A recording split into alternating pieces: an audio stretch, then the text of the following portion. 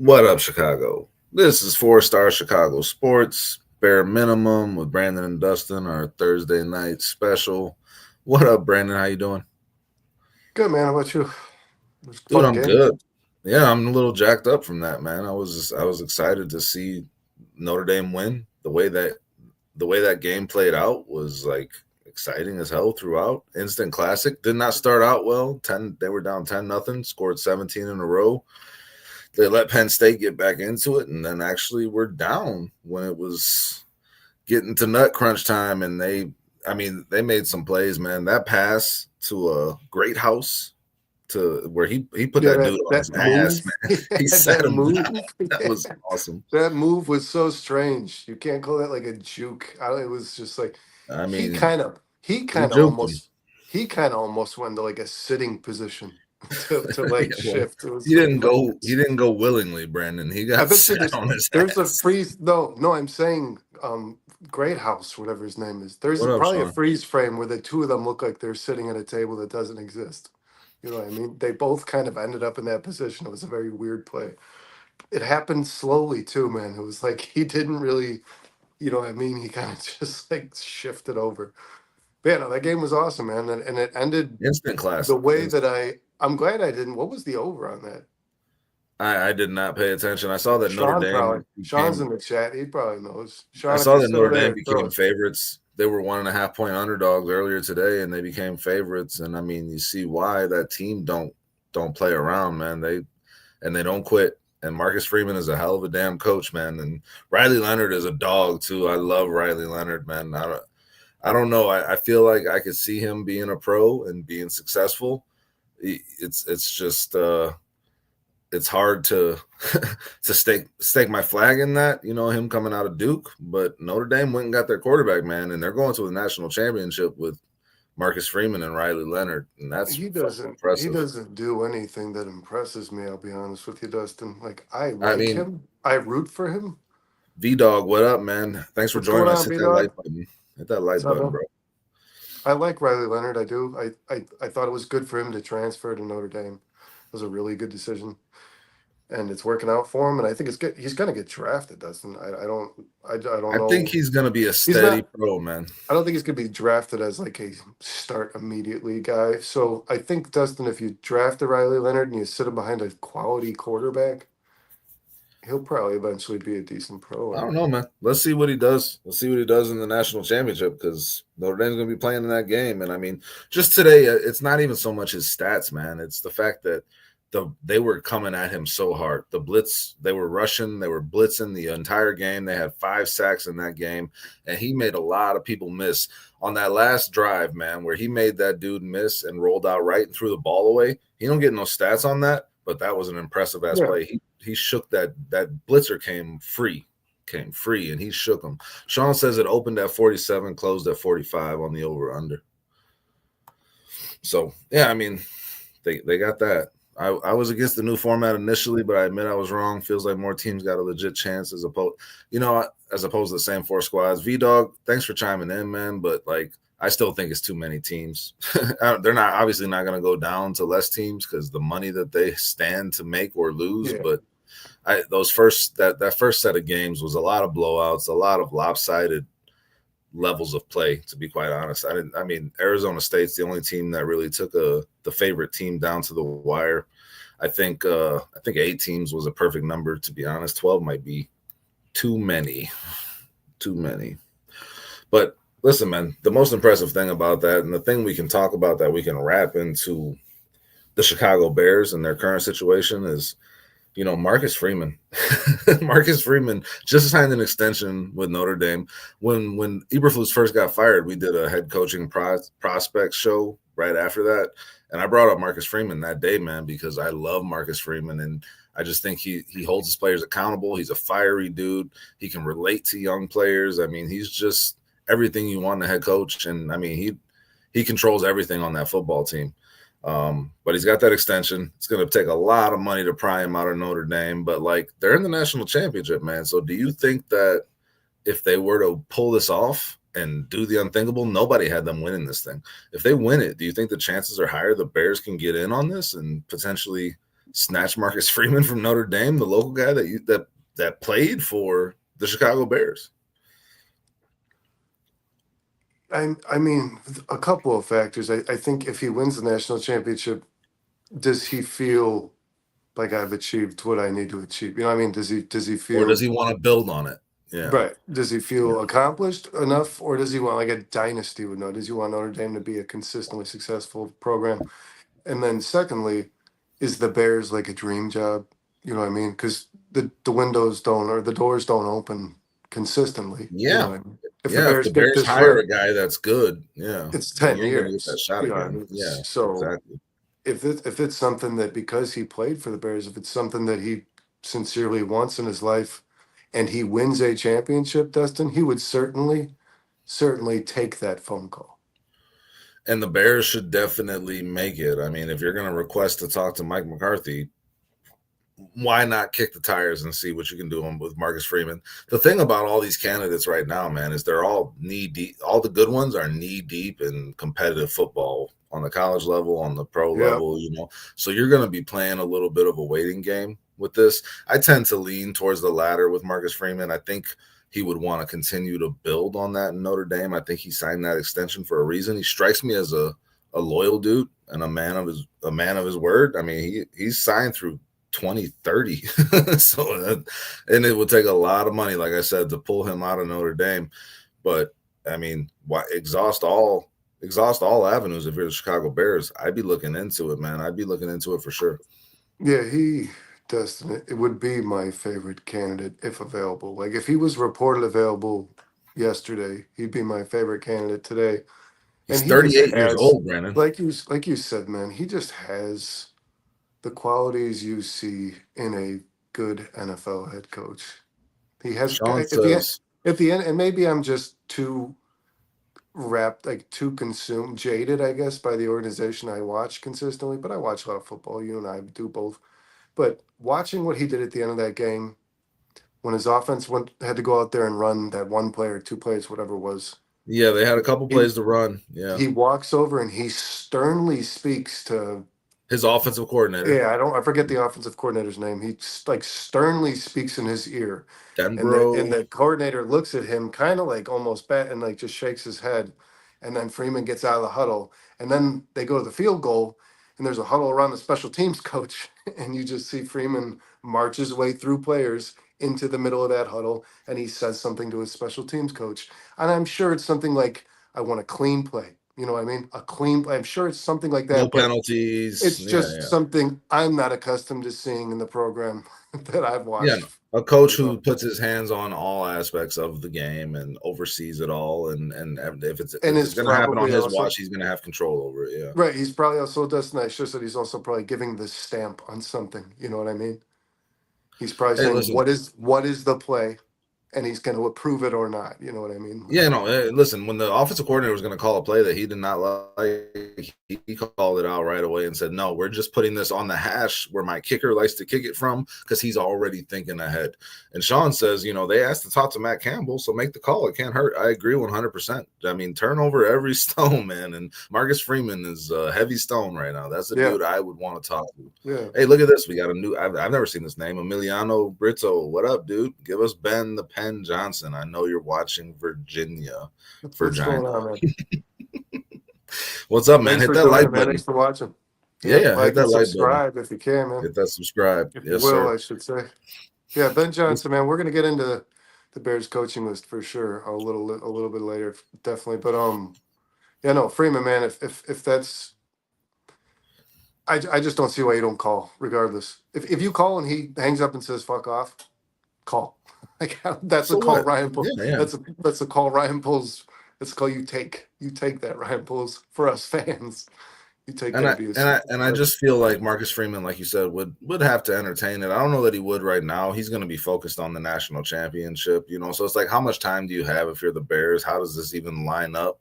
But I mean, he played for the Bears. He's a guy who could be a potential option, and you wouldn't know if you don't call, man. So it's worth investigating if you're the Chicago Bears and you're Ryan Poles. To me, I think Marcus Freeman is one of the top up and coming coaches. 38 years old, man. He would grow with your franchise. You pair him with Caleb Williams? Are you kidding me? And there's just That says success to me. his method of coaching just defines accountability to me, man. Leadership. It's Yep. so not and just so fine tuned.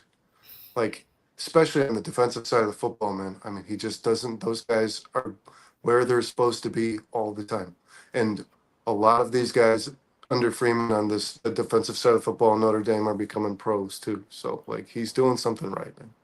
Here, let me say this, guys, to everybody watching. Keep the comments coming, man. We're gonna touch on all of it because we don't have a lot planned. We'll have a conversation with y'all. That's what we like to do. V-Dog says, I don't know how you guys feel, but I was vehemently upset when I saw Drew Petzing being as one of the candidates. As I've done more research the past couple of days, he's very experienced in multiple spots. I mean, yeah, I'm not thrilled with it. I know the run game in Arizona definitely was solid, much better than the run game in Chicago. Drew Petzing, has an offense that centers around the run, and that's something the Chicago Bears need, in my mind, 100% need. So, I mean, listen, I'm not going to knock any of these candidates because what the fuck, what do I know? Like the Ryan Poles better have some connections in the NFL and know some things, and you hear things like, well, he's doing it as a favor to somebody, getting them in But I mean, there. you do, Dustin. You do kind of see the resume. That is the Yeah, one for thing sure. that you have available to For sure. you. So But you could, anybody could be a head V-Dog. I mean, coach.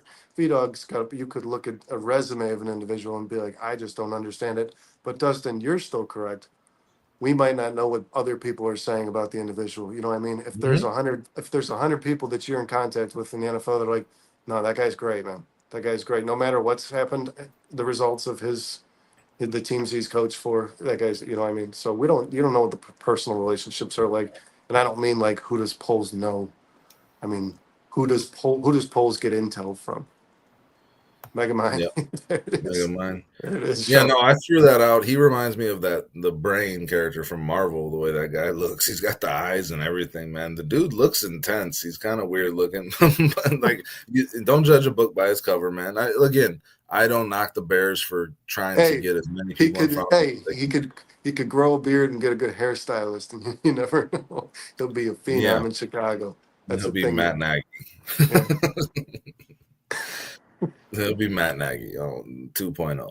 Listen, I'm there's so many things going on with this Bears head coaching search, Brandon. I mean, we're all following it. I'm constantly And it's checking. growing. The things are growing day by Yeah, day. yeah. It's I think before we dive, 16 head coaching candidates, man. So there's a lot to take in here as Bears fans because this is a huge decision, and it's obviously going to be the biggest focus of everything we talk about on here for the next 2 weeks, most likely, man. I mean, again, sounds like you want to transition to something else before we get into that, but it's just there's a lot of things that need to happen before the Bears can make this decision, man. I think Ben Johnson and Aaron Glenn are going to be going all the way to the Super Bowl with this run, and you're going to be waiting a while if you want one of those guys. So a lot still to come, guys, with this. What do you want to get into, Brian? Well, I wanted to talk a little bit about the presser, man, but I don't care. I guess I don't care which one we do first because we're going to be talking about this coaching search. It's all entangled. It's all the same. Well, how did you feel if you had to grade each individual of the? That's what I was talking about, V-Dog, the guy from Marvel, right? That's the picture I sent on our group text immediately. Yeah, you did, and I immediately laughed out loud. It looked exactly I didn't like have to say LOL. I just laughed out loud. But if I'm grading the press conference of McCaskey, all three, Warren, Poles, don't over. Just give it to me real quick, man. Like, because it's a C, dude. It's just average. It's what I expected to hear. To be quite honest, I didn't hear anything revelatory. I didn't hear anything that.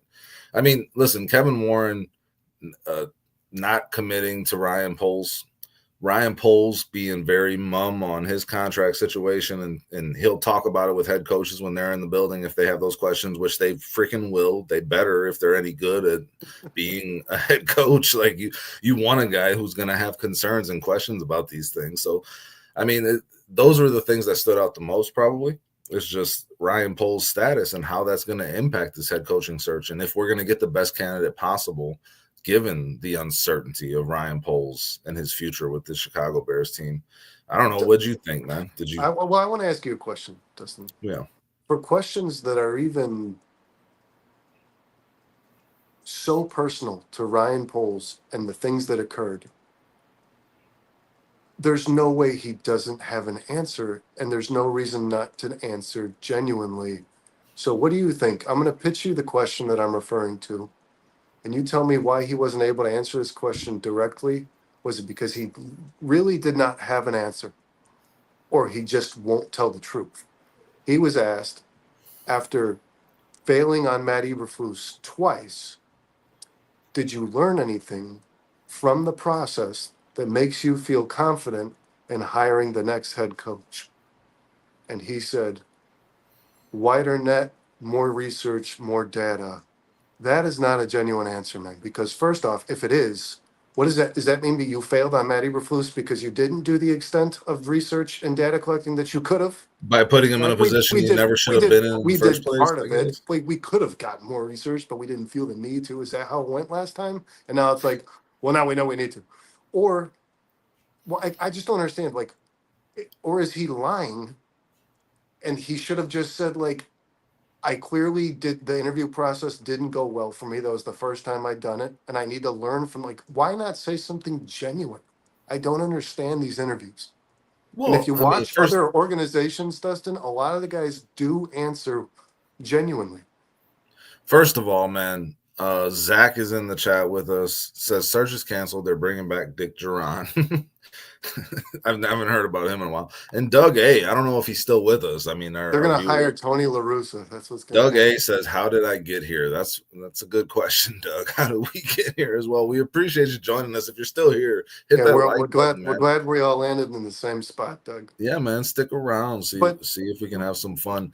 Listen, man, NFL GMs are pros at this, Brandon. It's not well, just they're polls. salesmen, but It's not just the Bears. That's across the board. That's the kind of answer you're going to get from any NFL GM. You're not just getting that from polls, you Brandon. don't think that an NFL GM would answer a question, what did you learn from this? And I've never possibly heard it. give you a reason to be like, oh, he did actually learn something. You know what I mean? Like, I don't understand. It just No, doesn't make listen, man. sense, man. I think if you were in that position, you would have to understand that there's nothing you can say in that situation that's going to change what has happened. That question is framed in a way where he can't win when he answers it. It just is like Because he's you've admitting that already. he did something wrong in the process No, no, prior. no. I think he did a lot of admitting where he went wrong. Well, I thought that there was. he said the record is directly on me. And Yeah, I thought like we might see that clip a lot. We might again, Purple Jesus with us. if the What up, record man? doesn't go in a positive way next season, you're gonna see that clip. Like we've seen we're gonna take the North and never give it back. You're gonna see that clip again and again and again. Doug A is still with us, man. Hey, thank you. Participate in this conversation. Let us know what you want to talk about. He says we're screwed. I mean, Yeah. it's hard not to feel that way as a Bears fan, to be quite honest. And Brandon, Perennial losers. Yeah. again, what you're talking about, man, like I just don't think there was a good way for Poles to answer that question. At the end of the day, like what happened. He still got his job. So what's he going to talk about that's going to make anyone happy? You know, at the end of the day, he made the wrong decision in maintaining this relationship, this head coaching GM relationship with Matt Eberflus going into the season. He can't go back and take that back. What he did allude to that I thought was kind of telling was outcome over process, in terms of being focused on the outcome instead of being detailed in your process. And it sounds like he's admitting that he missed some steps in that process that got the Bears where they are. So I mean, that again, there was some transparency, and there was some of those generic answers that kind of leave the door open to whatever. But I don't think you get much more than that from an NFL GM, from an NFL head coach in that situation, man. It's pretty par for the course. From what it just really comes down to, do you believe in the guy? I mean, and what reason do you have to? And there's nothing that Poles could have said in that press conference that would have changed how I feel based on Well, what I've and seen. do I believe he was genuine? No, and his body language was concerning to me as well, man. I don't know if I read too much into this stuff, but like, I don't know, when he opened the water bottle and drank, it felt like it was just filling a void of time Time. and voice. You know what I mean? Like he had nothing to say. I don't know, man. It was just strange. I obviously didn't expect it to go any better than it did. I thought it went a little worse than than it was gonna go, man. To be honest, but I it don't is know what if it you is, man. saw, but Purple Jesus jumped in here with us. What's going on, man? What up, man? We appreciate you being here. He asked, "Have they finished better than last since he took over?" No, they have not. Have they won 3 games this first season, 7 games last season, 5 games this season, 15 games that they have won. The Lions won that this year. Ryan Poles has won that in 3 years with the Chicago Bears. He took over a terrible situation. You know what I'm saying? So like that first season, you kind of expected it. Even in the second season, my expectations were low.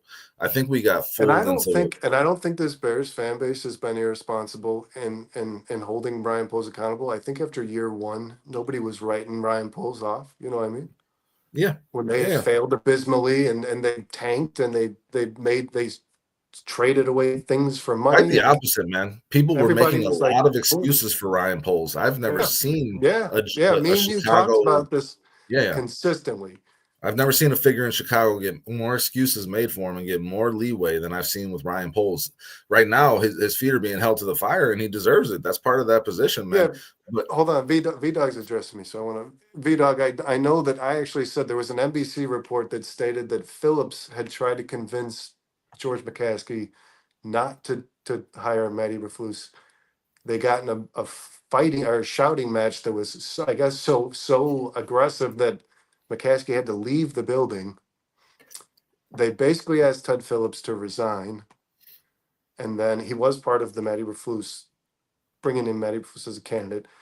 They asked Ted Phillips to resign, and when Ryan Poles got there, Matty Reflus did have a list, I believe, of names that he had already interviewed. George McCaskey had a yeah, list not of Matt, names Matty, and Matty he had Raflus already. was on Yeah, that list. Yes. yes, and but I do believe that Poles made that choice of the list of names that he received, Matty Reflus. But And then on you have that to, list was Dan Quinn, who's and going to then the V playoffs Dog, with Washington. and then what? It doesn't really matter because he retained him. So like it doesn't matter what happened when Flus was hired.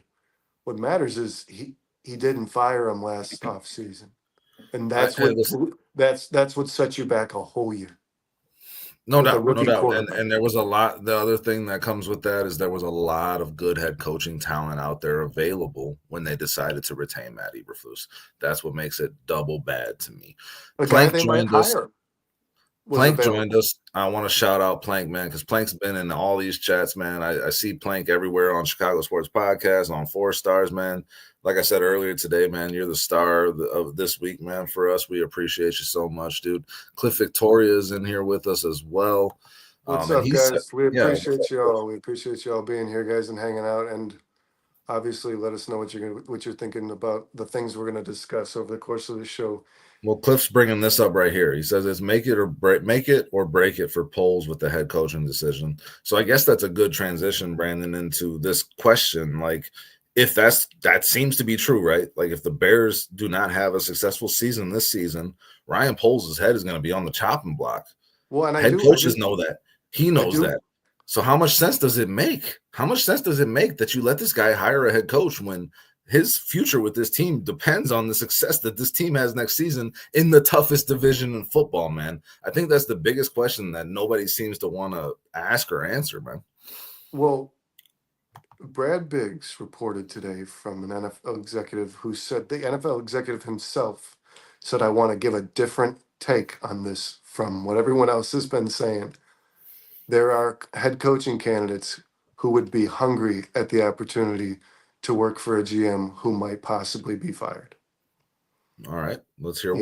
He said it opens the door for a head coach not to make a hire, Dustin, not to control a search. It opens the door for a head coach to help identify a personnel guy that works with the roster he requires to succeed.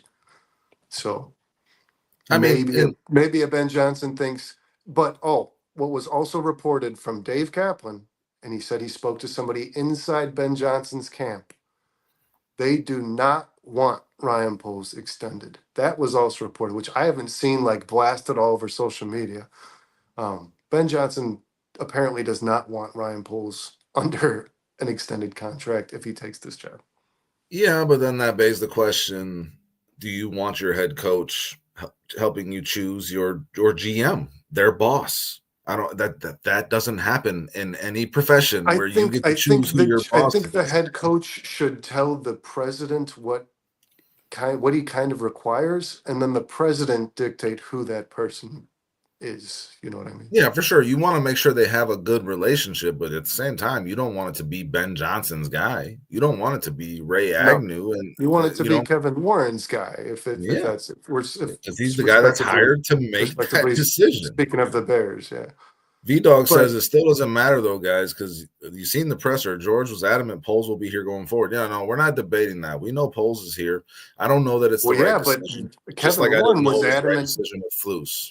Kevin Warren seemed adamant that he's only here under contract for a year, is what I collected from it. Well, here, but again, that's what we're talking about. After that year, next season, if the Bears are not successful, if the Bears are not a winning football team above 500, the where do you go from there? It doesn't You've matter now what hired George, your and head coach, it doesn't matter what George says. If they're Brandon. not a winning football team next year, Ryan Poles is fired. Brandon, you can't sit here and tell me this is the most important decision for the next 10 to 15 years for the Bears organization like Kevin Warren has. And then you're going to tell me next year hiring the next GM is the most important decision for the Bears in the next 10 to Well, 15 years. You we get what talked I'm about the saying? quarterback they drafted being the most important decision they made over the Mhm. last 10 Every to year we're 15 going to have years. a more important decision because we It's going to suck. be it's going to be, yeah, for real. It's going to be the most And those outstanding guys will just offseason keep in Bears chasing. history every And those season. Yeah. Yeah, exactly. Come on now.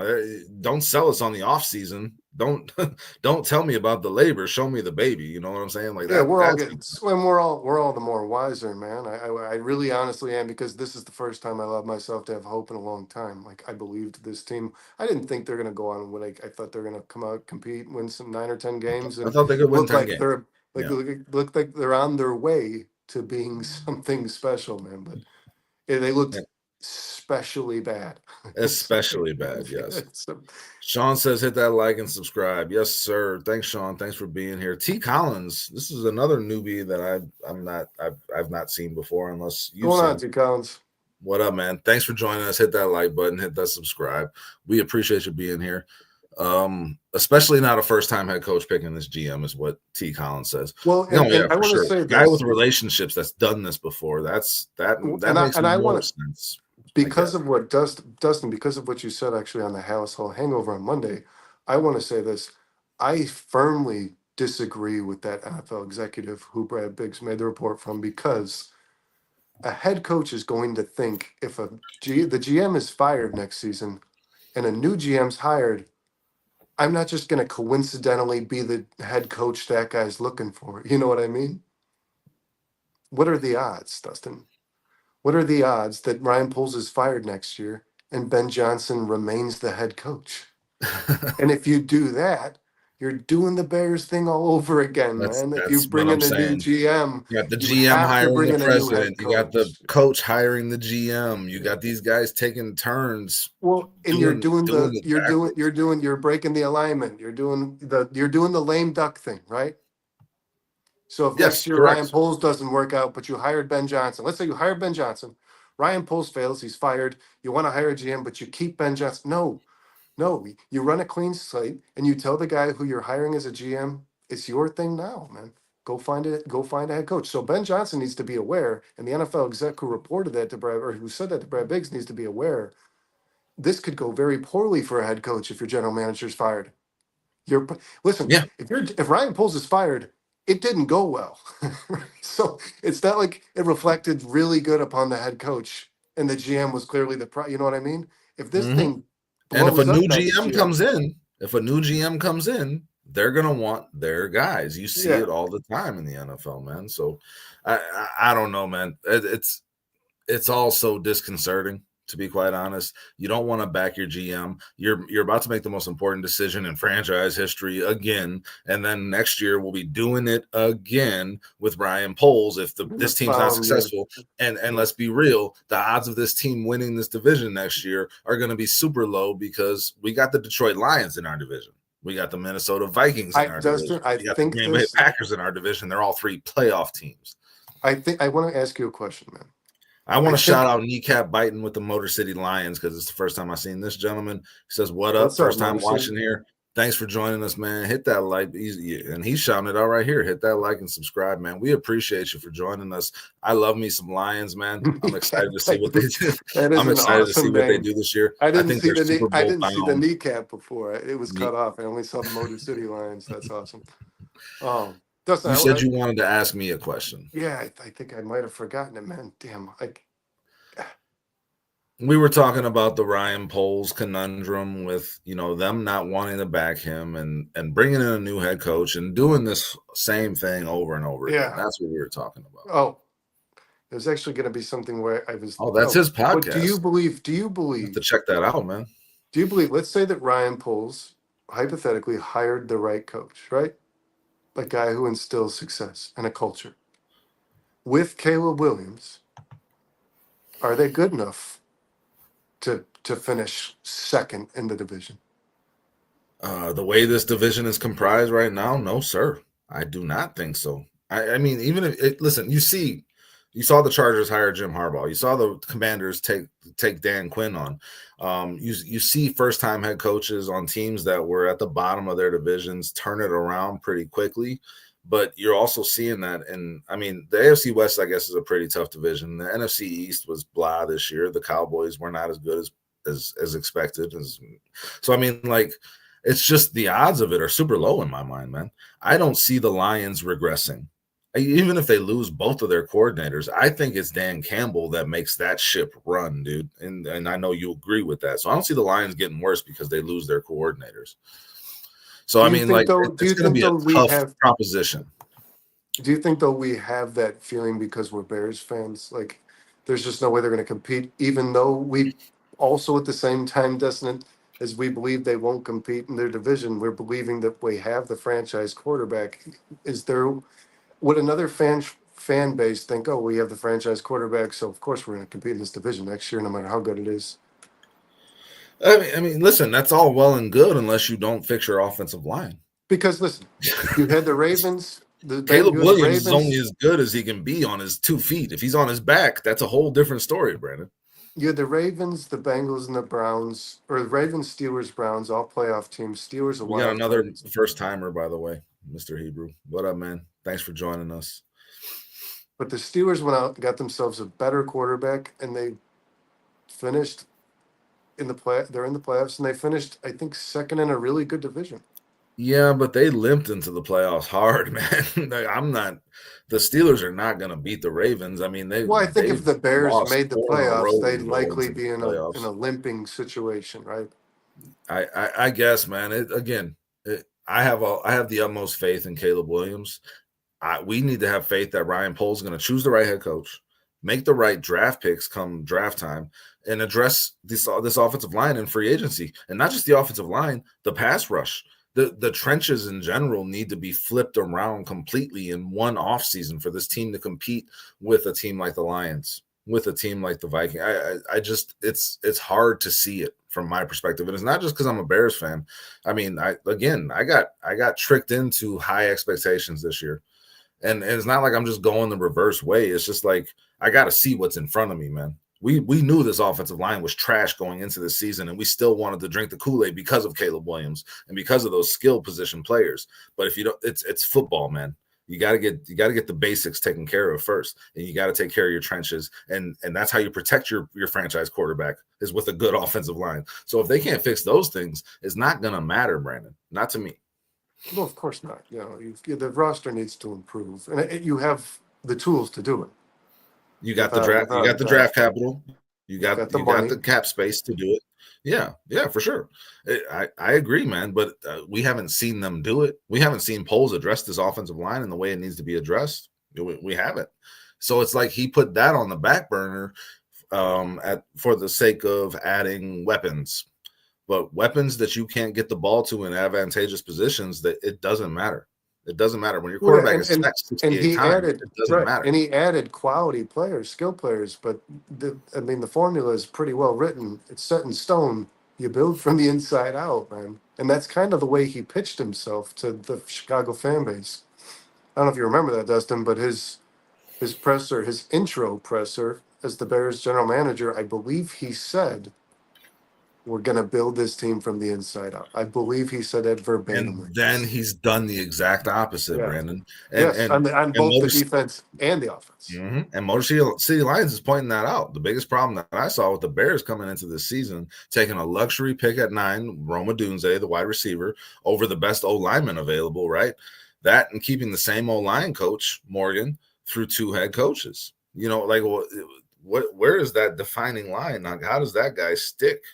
And what results are you giving us to earn that? Well, You know what I'm and saying? who does he know here? That's my question. You know what I mean? Is this a friend of Ryan Poles, Morgan? Listen, no, he was here Is there a before Poles. relationship beyond this? What? He was here before Poles. Was he? Was he not? That's what he's just said through 2 head coaches.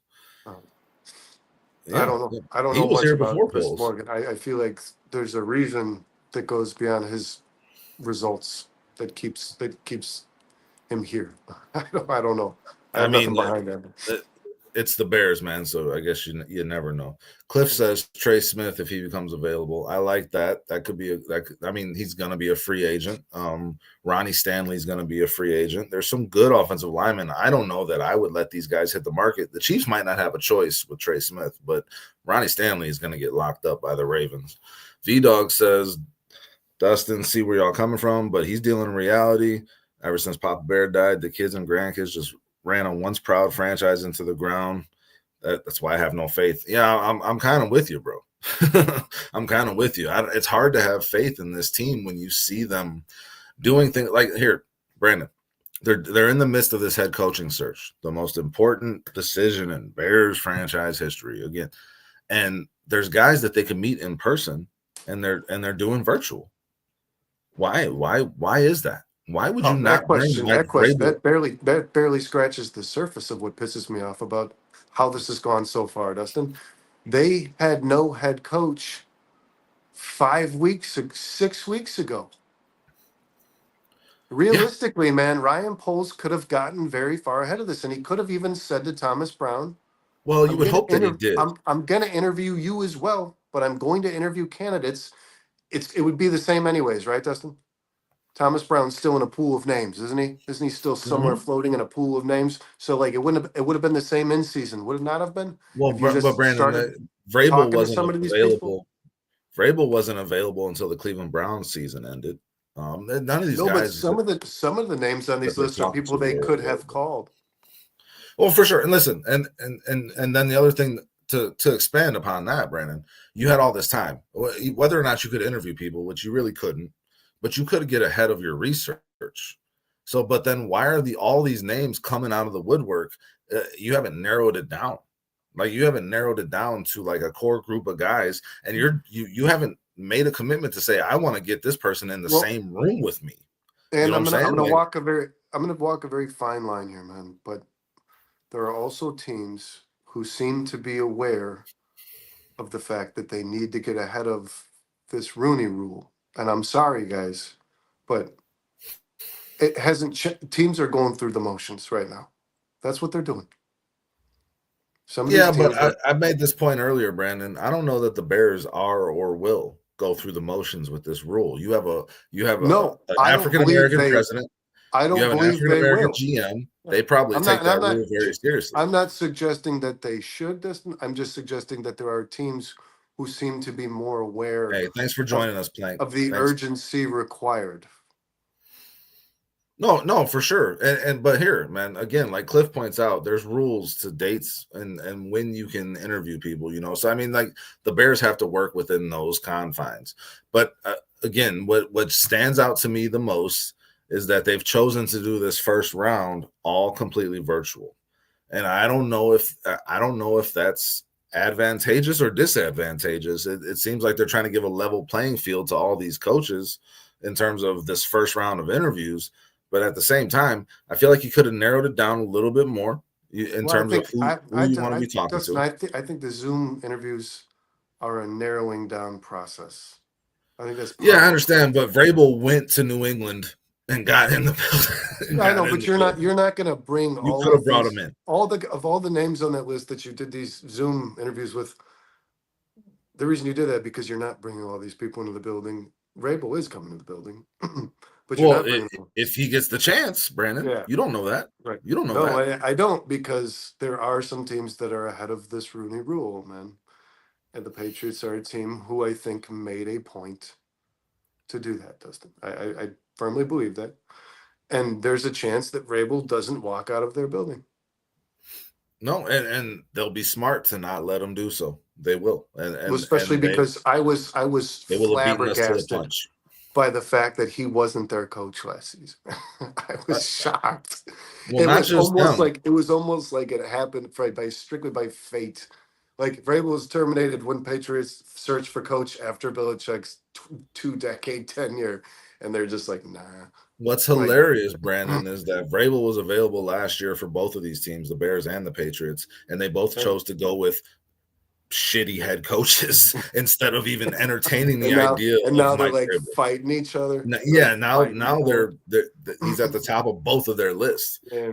Like that just shows you And how Vrabel's taking backward. calls at like 3 a.m. Like Mm. my kids are sleeping. It's like ryanpoles Motor desperately City, calling Mike Vrabel. Motor City says the only person who seems really to want the Bears job is Carroll. He had literally said he has all three coordinators on board to go to Chicago. So I mean, like, what are your thoughts on Pete Carroll, Brandon? I mean, we're talking Oh about no, potential head coaches. B-Dog, I completely understand where the problem lies with the Bears, George McCaskey. I said that Let's on the get to line. that one after this question, Yeah, Brandon, please. I'm sorry.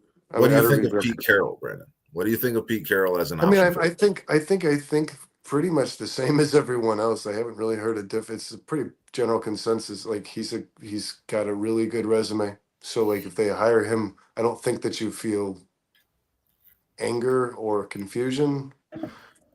I I feel don't know pretty that confident in it. I don't know that you're super excited, but I think Yeah, that you think like this I is feel like you're kind in of good what this hands. I think, and you might think this is kind of what this team needs.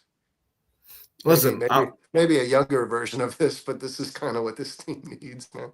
I don't yeah, know. no, for sure. I think you get 5 good years with a guy like Carroll, and hopefully he's ready to pass it on.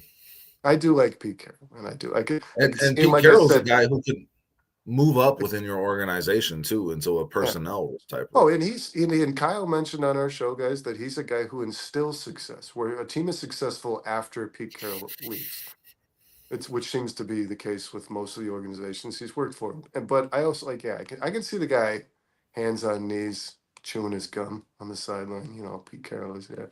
I think we could get a few I good years wouldn't out be of him. bothered by Wouldn't the be mad hire. at it. Yeah, and I think Pete Carroll also is one of those guys. He's not really credited for this, but Pete Carroll kind of has had his own coaching tree effect in the NFL, guys. Dan Quinn is a really successful coach. He's coaching the Washington Commanders, who are in the playoffs this year. And Gus Bradley was a not so successful coach no, out he of that wasn't, but he coaching tree. did get a job. And I mean, like, that's what I Yeah. mean. Guys like Pete Carroll aren't infamously known for getting people jobs because they're defensive head coaches. Belichick and Carroll, the success rate's not so high on the guys who come from their systems, but they were still getting jobs. Yeah. And V-Dog, yeah, what Brandon was saying was like, we understand that there's some deep-seated issues with this Bears franchise and how they do business.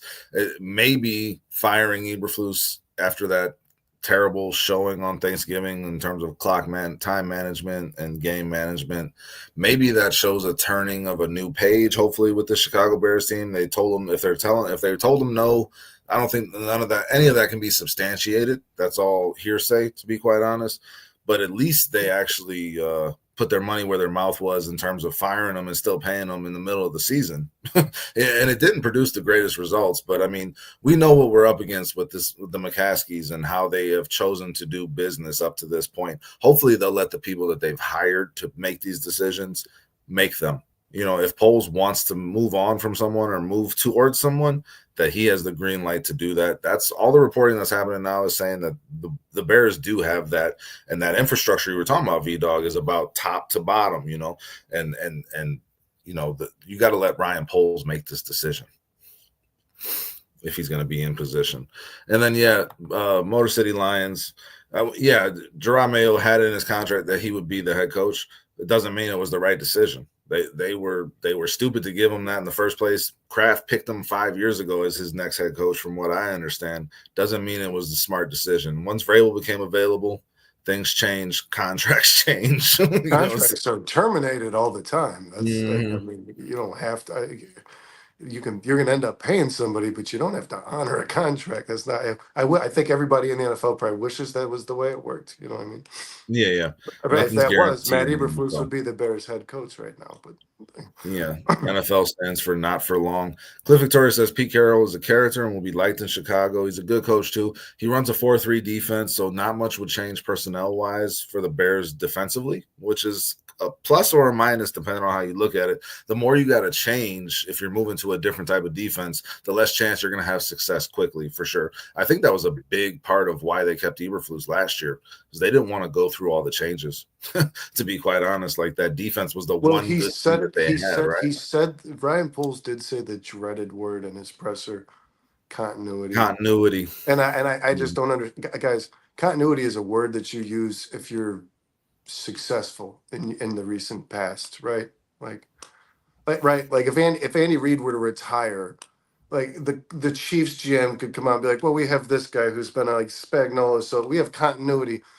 When everything was a disaster and you fired everybody, Continuity is a what the bad hell are thing. you talking about? Yeah, continuity is What a bad thing what if are you're you hoping continuing bad continues? processes. I Yeah, don't understand. Caleb Williams is here.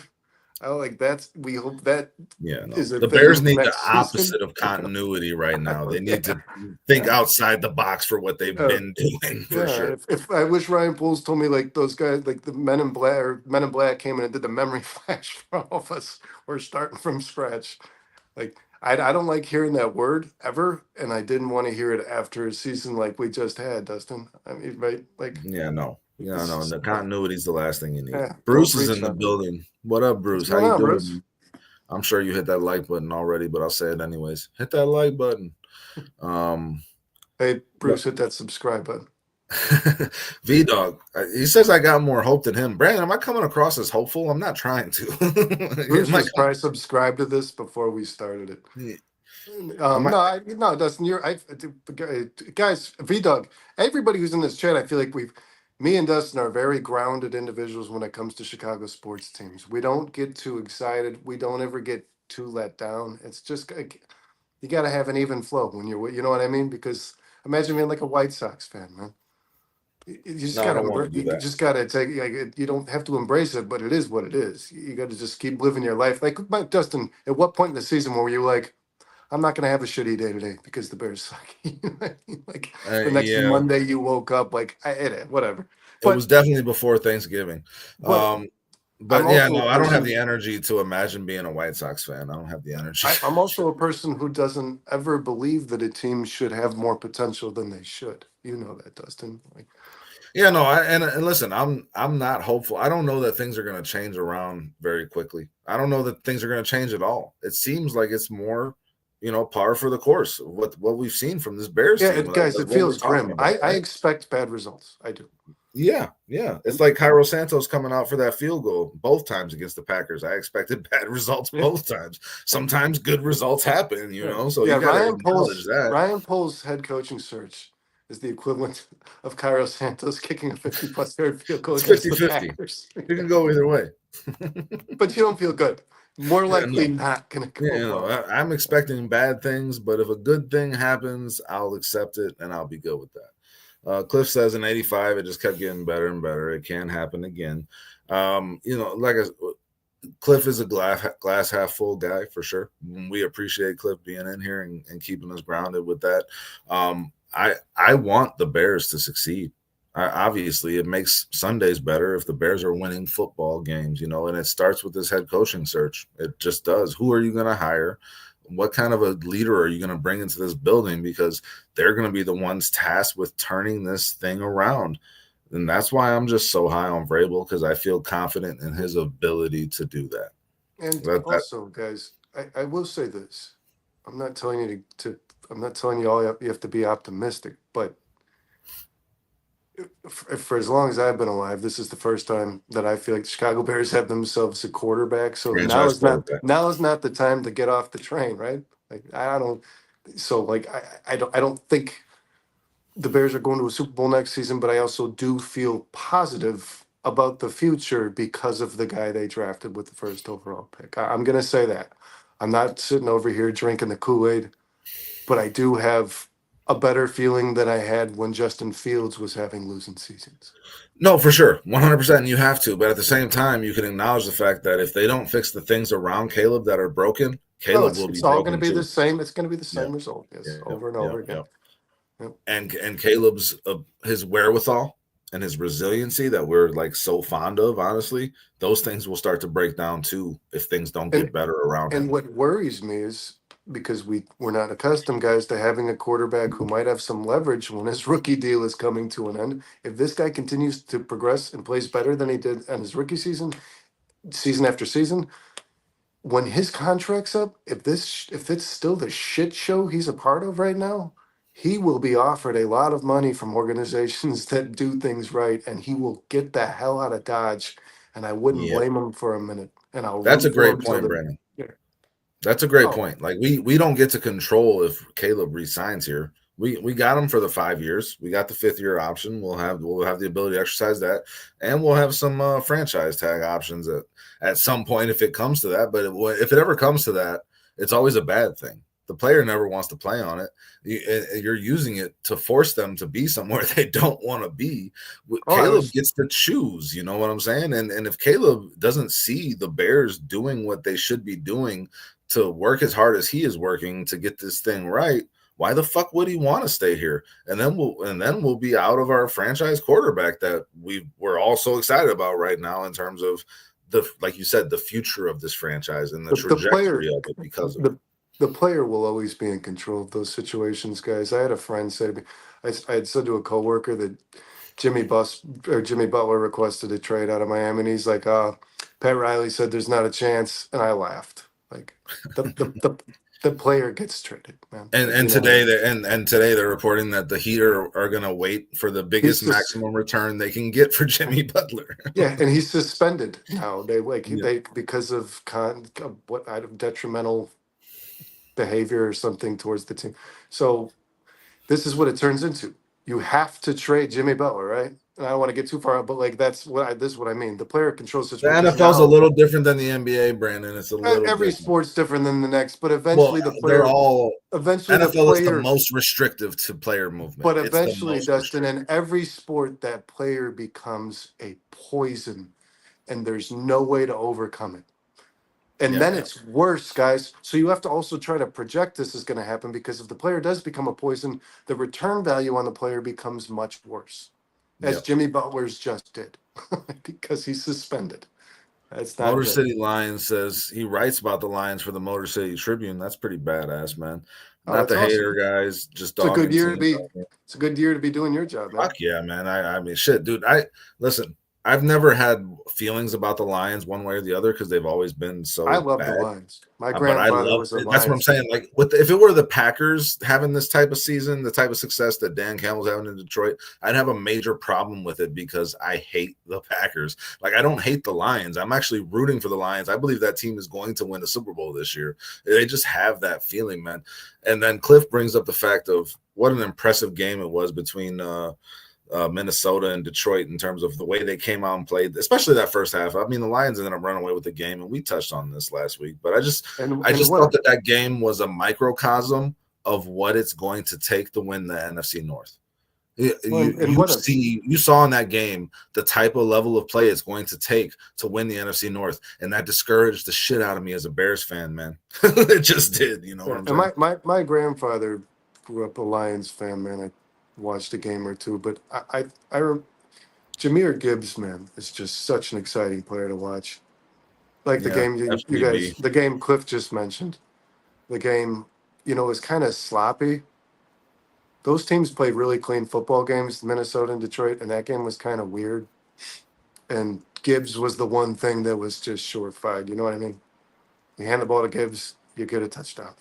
Love Just me like, some Gibbs, man. yeah. Yeah. Oh yeah. Oh Shorty's yeah. checking You in had with us. you had him on all your fantasy teams, of course you know. Yeah, I beat you in your fantasy league in the championship because of Jameer Gibbs. Big part of that. So that was Well, cool. and because my team just laid an egg too. Oh yeah, it was It's just like a what your really team bad didn't do, week. not what Yeah, my team did. I think Jalen Hurts left in like the third drive of the game. Shorty, what up, man? Thanks for What's joining going on, us. Shorty? Cliffster. I didn't Cliffster. Is that a thing? Can I call you Cliffster? Cliffster? No, that's lame as shit. Don't call him Cliffster. I think Yeah. Lions get bounced next week just because of the amount of injuries they suffered over the year. V Dog, I gotta disagree with you, man. I don't know, man. Here, the thing that it's not even the play on the field. When I love, there's nothing I love watching more after a game than the Lions locker room. Just the vibe in that locker room. That's what I see that makes me say this team is going to a fucking Super Bowl. Don't the Lions play the winner of Bucks Commanders? Yeah, yeah, yeah. Yeah, no, I don't think the Lions are. I got to disagree with you, man. I don't. Yeah, no, it's going through Detroit, man. It's gonna be a I don't. oh If they lose in the playoffs, or Cliff Meister. if the Lions lose, it'll likely be in a Super Bowl. I don't think they lose to me. The NFC teams just aren't as strong, man. Yeah, no, the Lions are going. The Lions are going. Shorty threw out Cliff Meister. I kind of like that better. And every one of these teams had a chance to beat this Lions team, and the only one that did was the Bucks.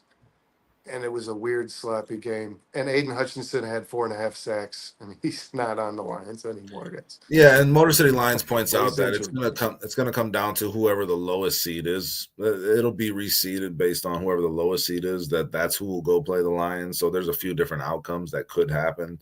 But yeah, I mean, you're most likely looking at if the Packers were to beat the Eagles, then yeah, you could see the Packers going there. But otherwise, yeah, it will be that 4 or 5 seed. The Eagles and Lions will be. I feel like those are the two only contenders in the NFC. And I think Dustin, before the season started, didn't we say that? I mean, I had the Niners in the fray, man. I thought Oh yeah, I and was high on the I did say Eagles. the Packers. I thought the Packers. Well, the Yeah, Packers are still there, so I I was can't high say on the that. Eagles. But yeah, Cliff says he had the most points in the regular season, knocked out in the first round. That's what I expected to happen to me. I dominated your other league throughout the entire season with the most points throughout, man. And I was like, I'm going to lose in the first round because that seems to be Yes, always it what goes happens. that way a lot, man, Yeah, for sure. yeah. But I mean, it worked out for me. I won that one too. Won both your leagues this year, Yes, Brandon. let's make this Dustin's fantasy show. I just got to throw it out there. I haven't really gotten a I know chance I'm giving to you shit. brag. You said two things. I'm just joking. Yeah, Um, Shorty, respectful of you to say that, kneecap biter. Jalen Hurts, from what I saw, Motor City Lions, Jalen Hurts is going to be good to go. I just saw that today. Jalen Hurts has cleared concussion protocol. Dustin, real quick, Correct me if I'm wrong, but the Eagles will definitely need him. What's up, Brandon? Nate, give me a candidate that you like that the Bears haven't put on their list because I'm finding there's a lot. Like I so give me we talked about Freeman and we don't know his availability. The Bears should make Yeah. that call. But give me a candidate who is available for a promotion in the NFL that this team has not reached out to. Oh, that's a good one, man. I mean, Steve Spagnuolo was a guy that I've always liked. I brought him as another guy I brought up early on in this process. I think that guy has a winning mentality. Again, his head coaching stint with the St. Louis Rams at the time did not go well, but that shows you how long he's been in the damn league. he's won what 5 Super Bowls as a defensive Yeah, they coordinator, said he's a or is Hall it of Fame 4? coordinator already. Yeah, no, and he's getting some interviews too, so good for him. And that's one. Throw a name in there. Throw a name for somebody who the Bears haven't put on their extensive search, their Shorty's coaching going to search, throw out Josh their McCown list. for sure. Josh McCown Yeah, is Shorty's Shorty's guy. gonna definitely throw out Josh McCown. Yeah, I like definitely. Jesse Minter, defensive coordinator for the Chargers, coming out of that Harbaugh system. He was the defensive coordinator for Harbaugh at Michigan. The guy is a stud. He's going to be a head coach in the NFL, and I think he's going to be a good one. Jesse Minter, Spagnuolo, those are the two that I like that the Bears have not requested that I am aware of. Yeah, I know you're Cliff is familiar. saying no. Shorty's going to mention the unnameable Josh McCown. McCown. Who's your guy? I know who your guy is. You do know who my guy is, and I'm even more discouraged today because there was an article literally written about it. So, which leads me to believe that there's some sort of insider that knows that the Bears have no interest whatsoever. It's Liam Cohen, the offensive coordinator of the Buccaneers. I think they brought him in the building last year for an interview. I don't like. So this For the guy is offensive known, coordinator position, right? yeah, and this guy is known for a pass heavy. You know, gets the best out of quarterbacks. He maintained the success of Baker Mayfield that John Canellis seemed to find or David Canellis seemed to find last year. But he And took, improved upon it, Brandon. He but improved upon it yeah, too. he did, and he also took the 31st out of 32 guys rushing unit from last year. This Buccaneers team, which David Canellis was not doing very well at all, and he made it the eighth best unit in the NFL. And that's really tough, man, in a single season, because if it's not strictly personnel that did, like the offensive line was overturned, which or overhauled, which it really wasn't in Tampa Bay, and it's just coach. Like he found a way to make the Well, same players better. I mean, they got Bucky Irving, which was huge. But Rashad White played well out of the backfield as well too. He was a really good receiver this year out of the backfield. So I like Liam Cohen, man. I think he runs a really well balanced offense. And I've told you this, Dustin. Most importantly, when I watch him do an interview, a presser, he's a head coach to me. He presents himself and carries I himself like already Liam as a Cohen. head coach. I like Liam Cohen, and I mean, VDog mentions that the Chiefs are preparing for Spags to leave. We'll see, man. I mean, all this conversation makes me think of this question. I haven't asked it to anybody yet, actually, so I want to see what you think about it, man. Like, there's only 6 jobs available. The Bears have 16 people on their list. Last I checked, all these teams have pretty extensive lists for the most part, from what I've seen. There's a lot of candidates out there. Which ones of these guys do you think are going to actually fill these jobs? Like, is Spagnolo, if he's now in the fray, right? Like that you're talking about 10, 12 guys that legitimately have shots at this thing, and there's only 6 openings. So who are the 6 guys that are gonna get these jobs, Brandon? Because like there's not a I lot. Usually there's more. There was 8 last year, right? I think it's going to be Mike Vrabel, Aaron Glenn, Ben Johnson, Pete Carroll, Liam Cohen, and this last one, man, I hate even saying, but I'm gonna say it, man. Brian Flores. I think Cliff No? Kingsbury's gonna get a head coaching job. Whoa. Okay, Yeah, so then that's my last name. Man. so you're leaving out Brian Flores, you're leaving out Steve Spagnuolo. Yes, Who else are we I leaving think out those on? guys are interviews for Intel. You know what I mean? I interview You're leaving Spagnuolo. out Josh McCown. Yeah, darn. Yeah, you know, let me actually redo my list. Yeah. Yeah. No, yeah, Tyson Bajan.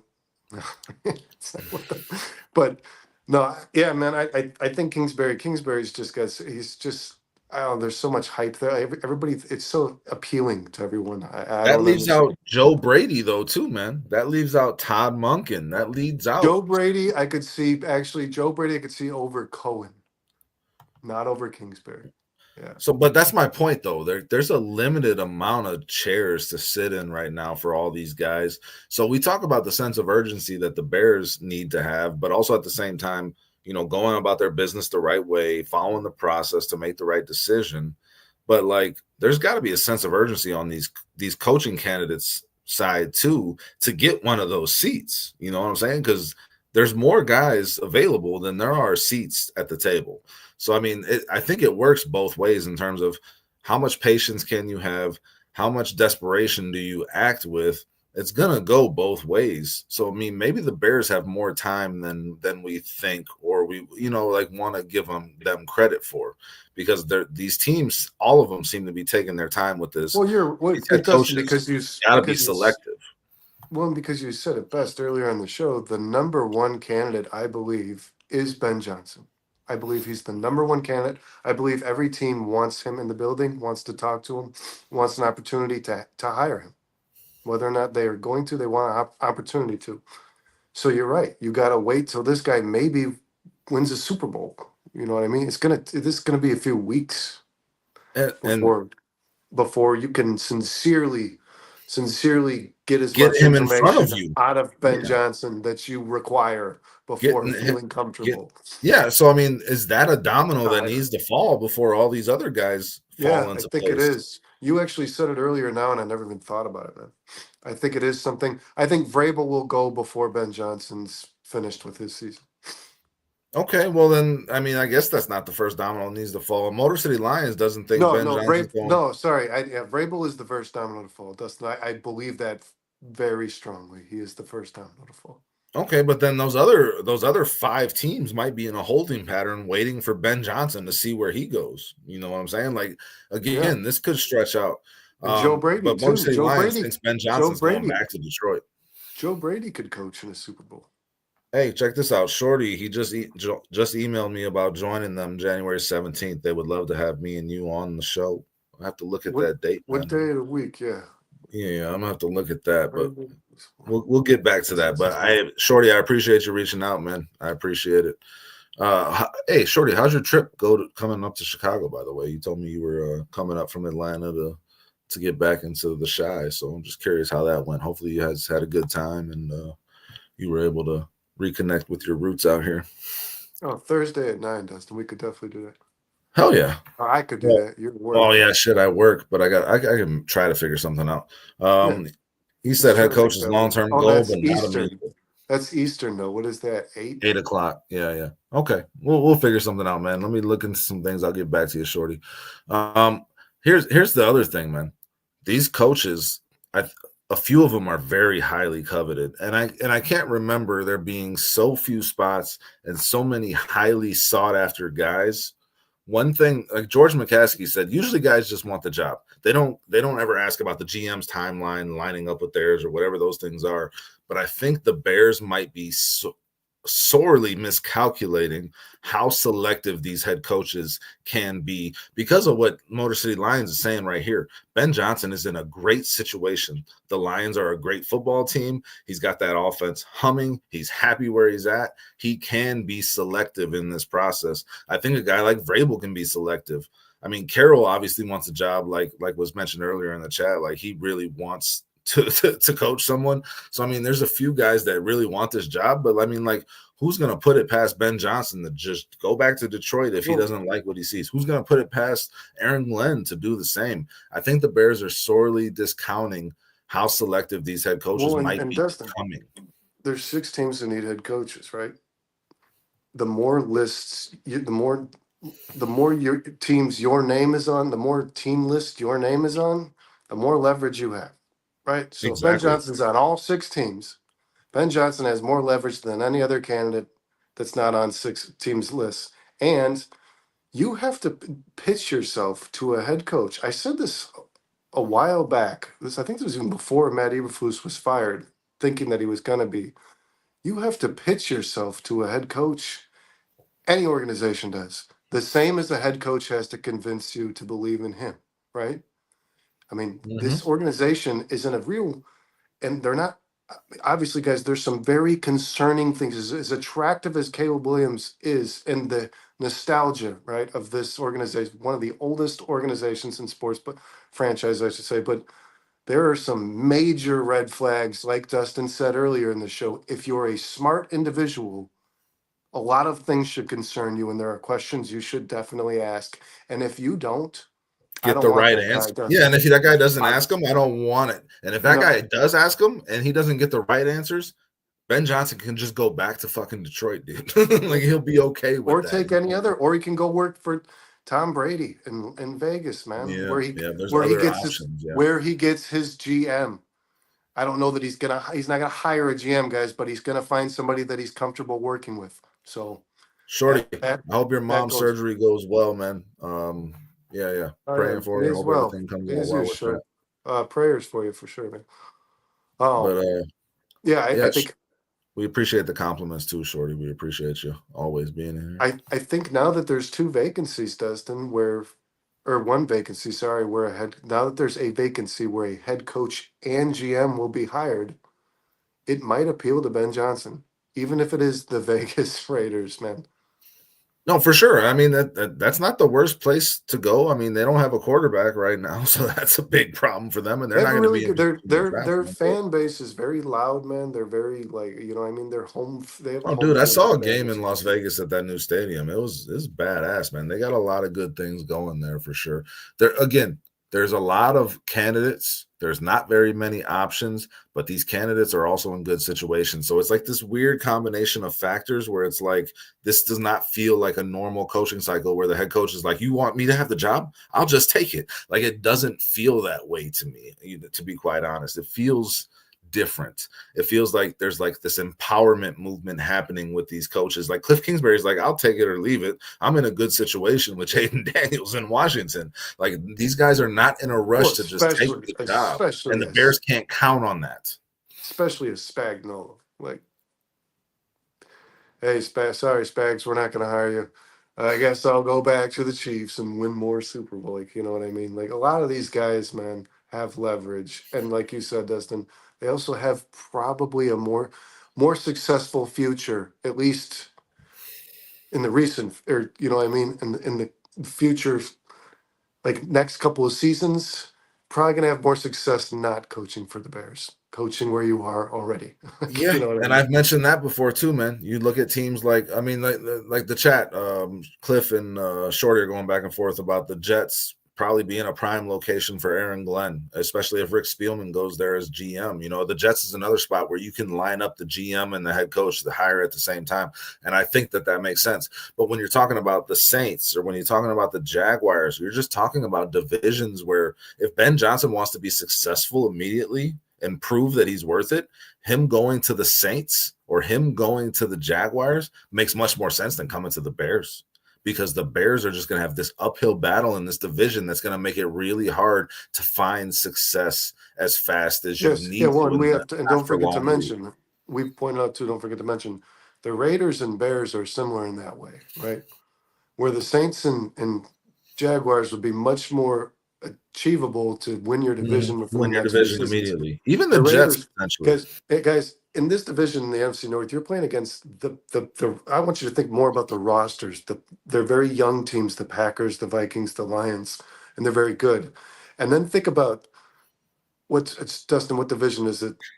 The Raider, the what is it? The The Raiders are in the West, AFC West. Yeah. West, yes. Raiders. You're coaching. If you're a head coach taking the Raiders job, think about the coaches you're coaching against. Andy Reid, Jim Harbaugh, Sean and Payton. Sean Payton. And what Those if are the Vrabel three goes to the Raiders? guys. What's that? And what if Yeah, Vrabel goes to the yeah. Raiders?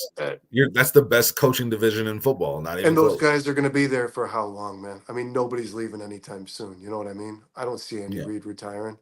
That's the only one. Yeah, Jim Cliff, the Harbaugh's. Saints do have giant cap issues. You are 100% correct on that. They are upside down. It's going to be hard for them to get out from underneath that. Yeah, and they Again, there's retained no their perfect general situation. manager, didn't they? They Huh? retained their general manager. Yeah. Mickey Loomis. Mickey Yeah. Loomis, right? Yeah. Only two teams fired their GMs, the Raiders and the Titans. Motor City Lion says if Carolina wouldn't have improved, Canales would have gotten fired. Guarantee you that's the one job he'd run to. When you say he, are you talking about Ben Johnson? I mean, yeah. I mean, you're talking about a really improved Bryce Young this year as the season went on. I think Canales did some good things there. I think it was well earned. I think it's better. I think you see. I mean, continuity to an extent does matter. You can't if I'm not a fan of what the Patriots did. They shouldn't have chosen Gerard Mayo in the first place. They gave him a crappy roster to work with and a rookie quarterback, and then they fired him after 1 year. So how committed were you to this guy? How much conviction did you have about this choice? Or was he just that fucking bad that you couldn't stomach him for another year to see if he actually had something? Like Canales is going to get a chance to show, and that's a thing that the Bears need to keep in mind here too. If you're hiring this guy, you got to have patience. Again, we're talking about all the things working against the Bears having immediate success. You're going to have to give this some time. And that's the thing that becomes concerning with Ryan Poles, because if the Bears are another 7-win season this year, Ryan Poles, is he going to be gone? Like, you know what I'm saying? Like, how does that work for them? How much patience can you have on this timeline that we're currently on? And something the Bears, I do believe, man, have done in the past, and Ryan Poles absolutely cannot allow himself to do this, is you can't hire, you're talking about patience. with a new head coach, you beat this guys is because you absolutely cannot hire a head coach that you believe fits the roster you have. Hey, You have to, kneecap biting. I just subscribed to, man, from the 4 stars. So we appreciate you, man. We appreciate you being here. Justin, I don't know if you heard me. So you cannot go hire. You have to have patience with a head coach because you cannot go hire a head coach that fits the roster you have. You have to go hire the best candidate available, and Yep. And then they are going to it make might be wholesale something. changes. Yeah, it might be Yes. something Yes. completely. It might be night and day in 2 years what it looks like to what it looks like now, because you got to find the Yep. right man for the job, not the right man for the roster, right? And Cliff says Pole's job is going to be tied to this decision. He's talking about this head coaching decision. But then my question is, how do you judge if it goes well or not? Like, are you judging that on merit? Are you judging that on record? Are you judging that on how the locker room reacts to the coach? And what if they only have 6 wins, but the locker room started to turn around? You know what I'm saying? Like, how are you judging that? Because you have to give a rookie head coach some grace. That's the point I was trying to make with the Patriots and how they haven't really done that with Gerard Mayo, and now they're already moving on after 1 year, and now they just wasted a year of time. In my mind, you know what I'm saying? And then that sets you back a year. So, like, how are you judging that success in this decision that he's going to be making, Cliff Victoria? How do you judge it? How do you judge it, Brandon? Do you have that answer? That's a hard question to answer, right? I think that a good head coach, man, with the what I so unfortunately it's hard for me to be objective. Like, if I can set this as the ground rule for what I'm about to say, I believe Caleb Williams is a really good quarterback. So I think if you get a good head coach and you have a good quarterback, you should know after a season if that head coach is successful. Now, I don't know that that means he won double digit games or had a playoff appearance, or he just won more games than last year, or he lost every game but three, but he showed you something. But you should typically know if a guy is going to Well, be your guy after an entire season. and then does the answer to that question change, Brandon, based on the person you hire? If you hire Ben Johnson, are you judging it on Caleb Williams' success and development? If you hire Mike Vrabel, are you judging it off the team's success and how the defense performs? No, it could You know no. what I'm saying? Like, You're how do you judging judge them it? all on everything. Caleb Williams' success should I'll be definitely judged by respond, Shorty. Thanks for joining us, man. Bear down. Caleb. Appreciate you. You're the head coach, Dustin. Caleb Williams' success should be judged on every coach. I don't care if you hire Ben Johnson, Mike Vrabel. I don't care who the hell you hire. Caleb Williams is the future of this organization. He's the most important player on this roster, without a doubt. So whatever head coach comes in here, I don't care if he's offensive or defensive, Caleb's development needs to show progress every week, every Are you single and week. you're just judging that on stats, or are you judging No, that on no, winning football game? no, you're judging that. Winning football. Well, winning football, but Caleb Williams was doing that, and they still managed to lose games, Dustin. So you For can't really sure. judge it on that. Can't judge it. What you're judging No, this but on him playing is winning football, I can guess, is he what I'm saying. can he correct the things he does wrong? Is Caleb And Williams yeah, and are you he helping him do takes that? Yeah. he takes sacks, right? We know that. Like we can It's the list the hero Caleb ball that we can list the Kneecap was Caleb talking about cons, right? He here. can't Yeah. throw a check down because he wants a 25-yard play. Can Caleb grow, and can these things get better? And if those things are getting better, then Dustin, I believe that's a reflection of a coach. Yes, For sure. definitely. Yeah. Yeah. And Cliff says Caleb needs more time before the D line is making him run. He's watching the all 22 and he's running for his life way too often. And I mean, how much of that is the receivers not getting open? How much of that is the offensive line not giving him enough time? And how much of that is Caleb, like you just said, trying to take the big play instead of what the defense is giving him? It's got to be a combination of all three. And a head coach, the right head coach, is going to get those things in line to where How you can good kind does of it start to identify what the main issue is.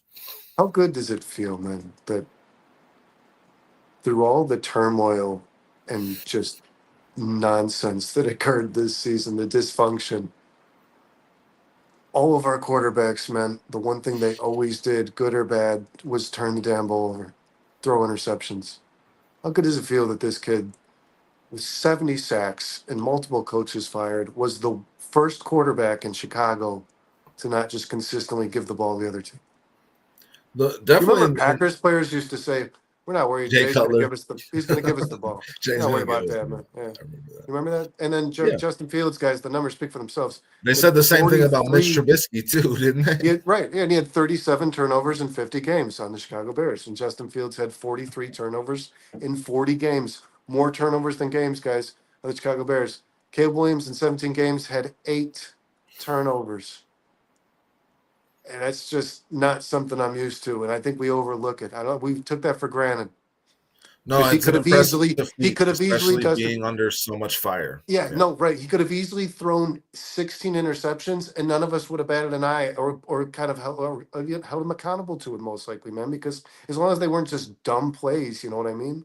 But Like, the other side of that coin, Brandon, is I did expect more turnovers from Caleb because I did expect more chances to be taken. yeah, you didn't Deep want those down, deep balls to be so safe when he's throwing yeah, 50 yeah. yards past everybody, but you Mhm. also don't want to turn the ball over, Dustin, lose games.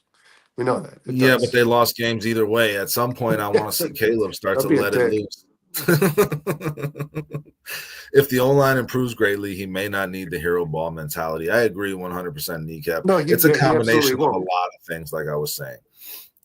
Oh, It takes all 11 guys. It really does. And Caleb is a guy that I think if those things are set up well, he's going to start to improve. The one thing we've seen from Caleb is that he takes accountability for his mistakes. He's focused on those things. He focuses on his mistakes more than he focuses on his positives from what I've seen. So like those are things he's going to fix. So if you start to improve some of those things around him, those things in his game that needs to get tweaked, he's going to have an easier time fixing those things, and you're going to see the results. And the right head coach is going to help him do those things, like I was saying. So it all works together to get you to your ultimate goal, which is winning fucking football games because well, the guys, Bears have and not and done the that real in some there time. the reality is the two they're just expressions or terms you hear like seeing ghosts or the mental clock. It's very real. Put yourself in those cleats. The ball is snapped. You have only a few seconds before a very large person hits you very hard. That stuff takes its toll on you, and I'm not just talking physically. There was a point where Caleb Williams was very clearly uncomfortable, even well protected. Yeah, You know what I mean? yeah, He yeah. just felt like he needed to get the hell out of there, even when he didn't. So Oh, that's why. you can eliminate that. You can eliminate that if he starts to feel trust and he feels comfortable and he feels like he's going to be protected. Or It's like, again, the other side of that coin, Brandon, you can compound that and you can make it worse if you don't improve the things that need to be improved. If you don't improve your offensive line, if you don't hire the right head coach, right, yeah, Caleb yeah, will see yeah. ghosts for the rest And of then his it's over. career. Yeah, it's Those over. will get worse. So Then it's over. again, we've touched on the fact that this is hugely important. This decision, this whole offseason in general, is not just the head coach, but obviously the head coach is that first domino to fall because the personnel will be decided from there and the decisions that they need to make. And have we missed on anything that you want to talk about with these head coaching candidates or anything No, like actually, man, that? I was just about to say I got a few headlines, deadlines, and then I do want to ask you, man, which game you're most excited about this weekend. Um, honestly, man, I'm most excited to see the Chargers beat the hell out of the Texans because I've loved this Chargers I I preseason. love I was on them, I love but that spread, dude. yeah, That is so appealing to me. I don't understand that. It's the Chargers only favored by a field goal. The way that Texans team has been playing football this year, man. I know I might tease The it to two Chargers and are a just half like just to be the safe. Charger, like you said, man. They're just steamrolling. I mean, every week they look substantially better than the football team we saw play the week before. You know what I mean? I've been telling people like this Chargers team is so far ahead of where they should be when a new head coach is hired, and when they had the season they had last year. Like Jim Harbaugh already has this. Jim Harbaugh has already convinced me. I would not be shocked, man, if this team ended up in the Super Bowl in the AFC. That's I what will be Jim. a little shocked That's by what. No, that. I wouldn't, man. That's what I Jim would be a Harbaugh's little shocked. like. If they beat this Texans team, I wouldn't be surprised if they went on and beat the next team. I honestly Well, wouldn't. that would be the Chiefs from that point. That'll be a Once hell you're of a there, man, it's all it yeah. takes. Hey, But let's get to a couple of comments real quick well, hold before on. we move on. I did want to say, man, I want to watch Baker Mayfield, Jaden Daniels. That was going to be the game that I am Uh, that is the game I am most excited about. That's going to be a fireworks type of game. I think there's going to be a lot of offense in that game. I'm excited to see what Jaden Daniels can do, and I'm always excited to see what Baker Mayfield's going to do. That guy makes magic when he's on the football field. V-Dog says whoever the head coach is in sync, everyone's deal has got to be synced up with Caleb. So we're not here again next season. He thinks everybody needs to be on the same time frame as Caleb Williams, the GM included. So from that perspective, Ryan Poles being extended makes a lot of sense. Cliff Victoria says head coach isn't the only important one. OC, DC, assistant coaches matter too, 100%. The staff that this person surrounds himself with is going to say a lot. That's why I think a guy like Vrabel has shown that he can hire a good staff to put around him. That's why I like Vrabel. He has good connections, good relationships in the NFL. He's had multiple offensive coordinators that have gone on to be head coaches. Yeah, I like you know what he does, guys? He identifies leaders in an interview. And he lets them do their job.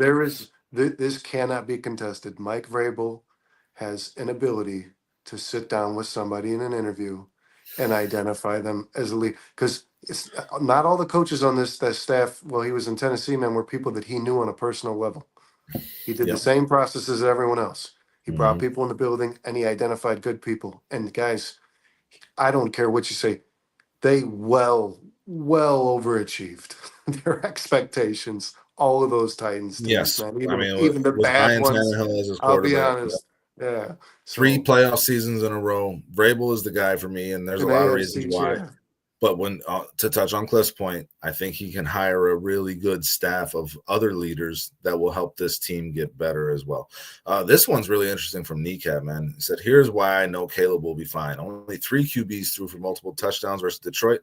Josh Allen and Caleb Williams twice. That's an interesting perspective from a Lions fan. I mean, that's a cool stat, man. And it's good to know that someone in the division, a fan of a division rival, is feeling that way about Caleb Williams. You want to hear another fun stat since Kneecap, since you're a Lions fan? Yes. I read this today. Brian Flores. In Brian Flores' 3-year tenure as the defensive coordinator of the Minnesota Vikings, his defense has only allowed 30 or more points 4 times. 3 of them were Ben Johnson. The guy that he fired immediately when he got to Miami. There's some personal there. Yeah. Some bad blood, I think. Cliff says New England's positioned themselves to sign Vrabel. Yeah, they're interviewing Ben Johnson. They still have to get that done, so we'll see if they wait to go after Vrabel and get that contract done. Kneecap says 4 now, Brandon. Yeah. And V-Dog says, Dustin, Albert Breer said that if it ain't New England, Vrabel's coming here. Poles was in KC when Vrabel played there. Yeah, Vrabel, this shows you another thing about Vrabel. He has connections with all of these teams because he's a well-respected dude around the league. No, I think, Brandon, you were referencing the 31 that the Lions put up against did you say 3 times or 4 times that Ben Johnson? Because Kneecap's saying 4 times that Ben Johnson has gone over 30. Yeah, it's like I know in Brian Flores' tenure as the defensive coordinator, he's only allowed 30-plus points like a handful of times, and Ben Johnson was responsible for it was 75%. It was 75. So it was. Kneecap says 4 times. Yeah. So we were talking about these playoff games. We're both excited for this Bucks Commanders game. I think that's going to be the offensive output game where everybody's like on the edge of their seat throughout it. I think that's going to be a hell of a game. It's going to be fun to see those 2 quarterbacks duel. We like the Chargers to beat the Houston Texans. I think that's going to be fun. Any other games that stand out to you, Brandon? I mean, all of them, man. I want to watch the Eagles. I want to see Saquon Barkley in this playoffs. That guy's hungry, man. He hasn't. I want to see them beat the hell out of the Packers. That's what he hasn't gotten it. Yeah, and that guy hasn't gotten to taste the postseason too much, man. He's been playing for a long time. He's overcome a lot of adversity with his injuries. He's back to looking like the player we thought he was when he was drafted, man. So yeah, I'm excited to watch Saquon Barkley for sure. Yeah, and then you got the Steelers-Ravens Saturday night. I mean, I think the Ravens are going to win that game, but the Steelers somehow always find a way to make those games. Oh my God, that statistic you shared today was outrageous, man. 112 points over. The Ravens for teams over 500 record point differential. No, for the teams in the playoffs. Playoff teams. Sorry, yeah. It was like 126 for the Ravens. The next highest was like 36, dude. Yeah, and that was the Lions. It was 112 to 36. Yeah. The They had a Ravens have a positive point differential 100. of They had a 112 plus 112 point against differential while playoff playing teams. playoff teams Yeah. this regular season. So the Ravens are That's definitely going to win that game. that's So yeah, that's insane. going to be an exciting weekend of football, man. I'm looking forward to it. Kneecap thinks the Denver Buffalo game is closer than the spread. Bills defense is wavering. Broncos defense is, yeah, whatever it's holding. I don't know what that means. But yeah, I don't think that the Broncos really stand a chance in that game. I think Brandon's a little more on the same wavelength with you there, Kneecap, with those Broncos. He's like them all year. I So just I think Bo Nix is rolling, I starting think. to light fire, man. Bo Nix Yeah. has been on fire. So I just hey, don't see Denver going into Buffalo and making that game very close, to be honest. But we'll see. We'll see how it goes.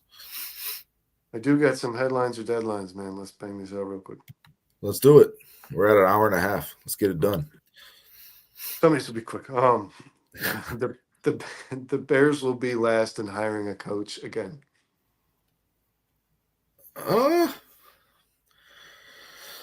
I think that's got to be a deadline, man. That better be a deadline. I want to see some intentionality with this Bears process. I mean, again, I want them to do their due diligence. I keep saying that, but like I do With want that. purpose.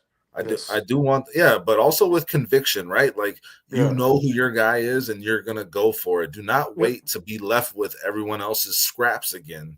Like And don't you know, sit in a room, polls, and say, "How do you feel about?" And how do you? And what do we think? And what does he? No, you know what I mean? That's the problem, man. Don't just. It's you. paralysis by analysis. Yeah. Yes, Yeah. yeah. You, Don't do you that to know. yourselves. I'm gonna say um, deadline just because I don't. I feel like it has to be. I feel like they have to well, and I have some think move with some intentionality. I think we're less informed. I think the Bears very much kind of know. I think their list of who they're legitimately or genuinely interested in is very much smaller than the list that we're seeing. The interview list we're seeing for B sure. Dog thinks it's a headline. He thinks they will be the last team to hire a head Big coach. Dog says headline. All right, headline or deadline? The Bears will interview John Gruden. Deadline. No way. Deadline. I'm saying John deadline Gruden's not too. getting It an is. interview from anyone. Yeah. No one's gonna Yeah. touch him. I don't This know, is one of those man. quick ones. Yeah, yeah. I mean, actually, what's funny is the game I did go see in Las Vegas was that Bears Raiders game, That he and got then fired. I got off the plane coming back from Vegas, and I saw the news of all the emails they found of John Gruden, and then 5 minutes later he was fired. Nobody's touching John Gruden with a 10-foot pole, man. He's good where he's at. All right. So I'm asking.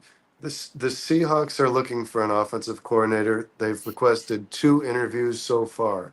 One is Thomas Brown, who was the passing game coordinator, who became the offensive coordinator, became the head coach of the Bears in the 2024 season. The other, Hank Fraley, who Offensive is the line offensive coach line coach for the for Buffalo Bills. no, Headliner for the deadline, Detroit Dustin. Lions. For the Detroit Sorry, Lions. yeah, the best offensive line in football, Detroit Lions. Headliner deadline, Dustin. Thomas Brown is a better offensive coordinator candidate than Hank Fraley. Oh, I mean, I, I I don't know. Like I don't. Do we know if Thomas Brown is Well, a I'll good say offensive this. Does coordinator? this sway you one way or another? Hank Fraley is being interviewed as the running game / offensive coordinator, but has been informed they would also hire a passing game coordinator.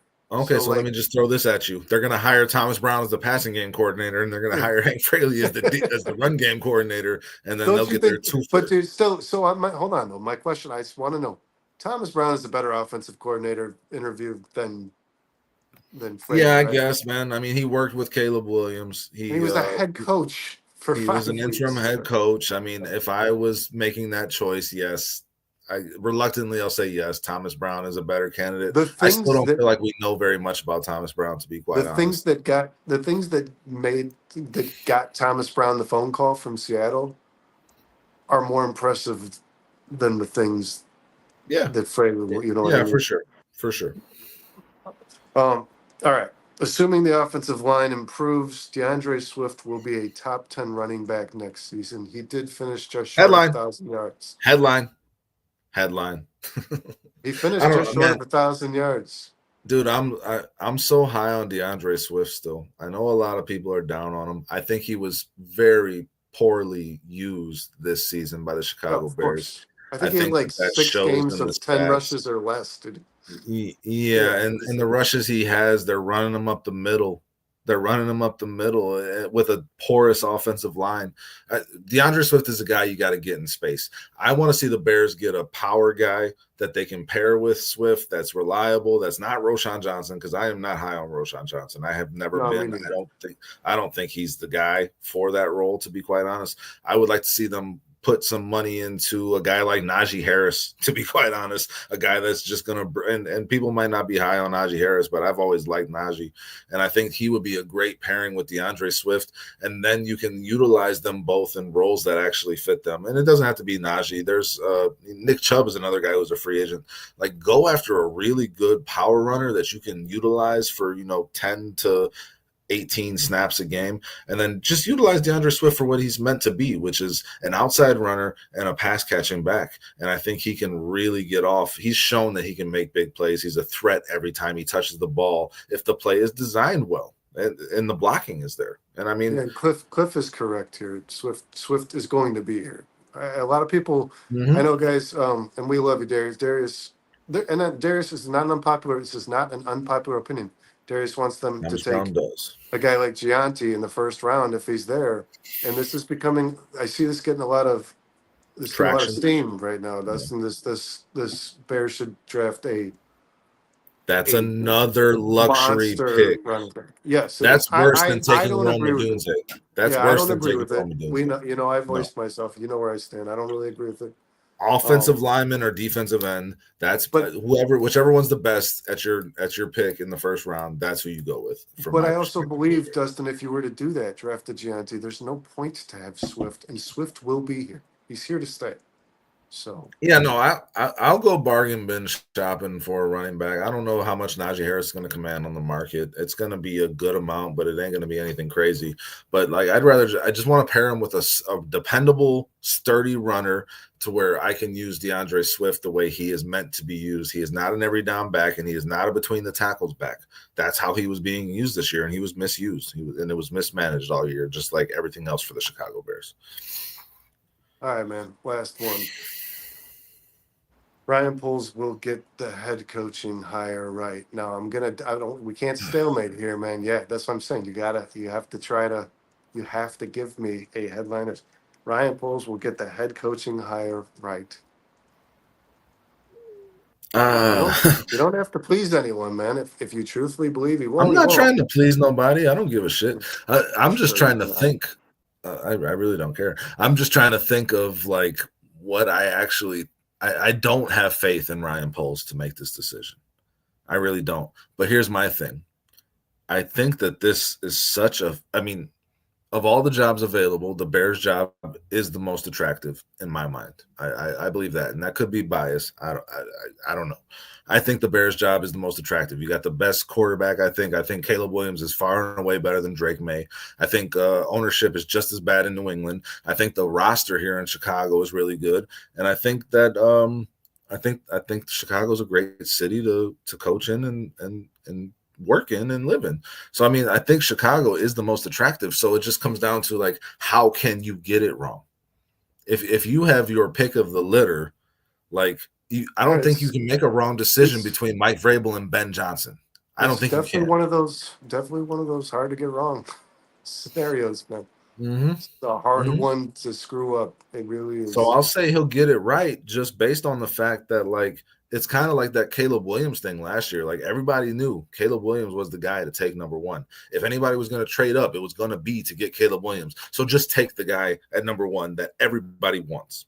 So hire the head coach that everybody is saying is the guy that I want. And if you get that wrong, like you made the decision that anyone would have made. You made the decision that everyone wanted to make.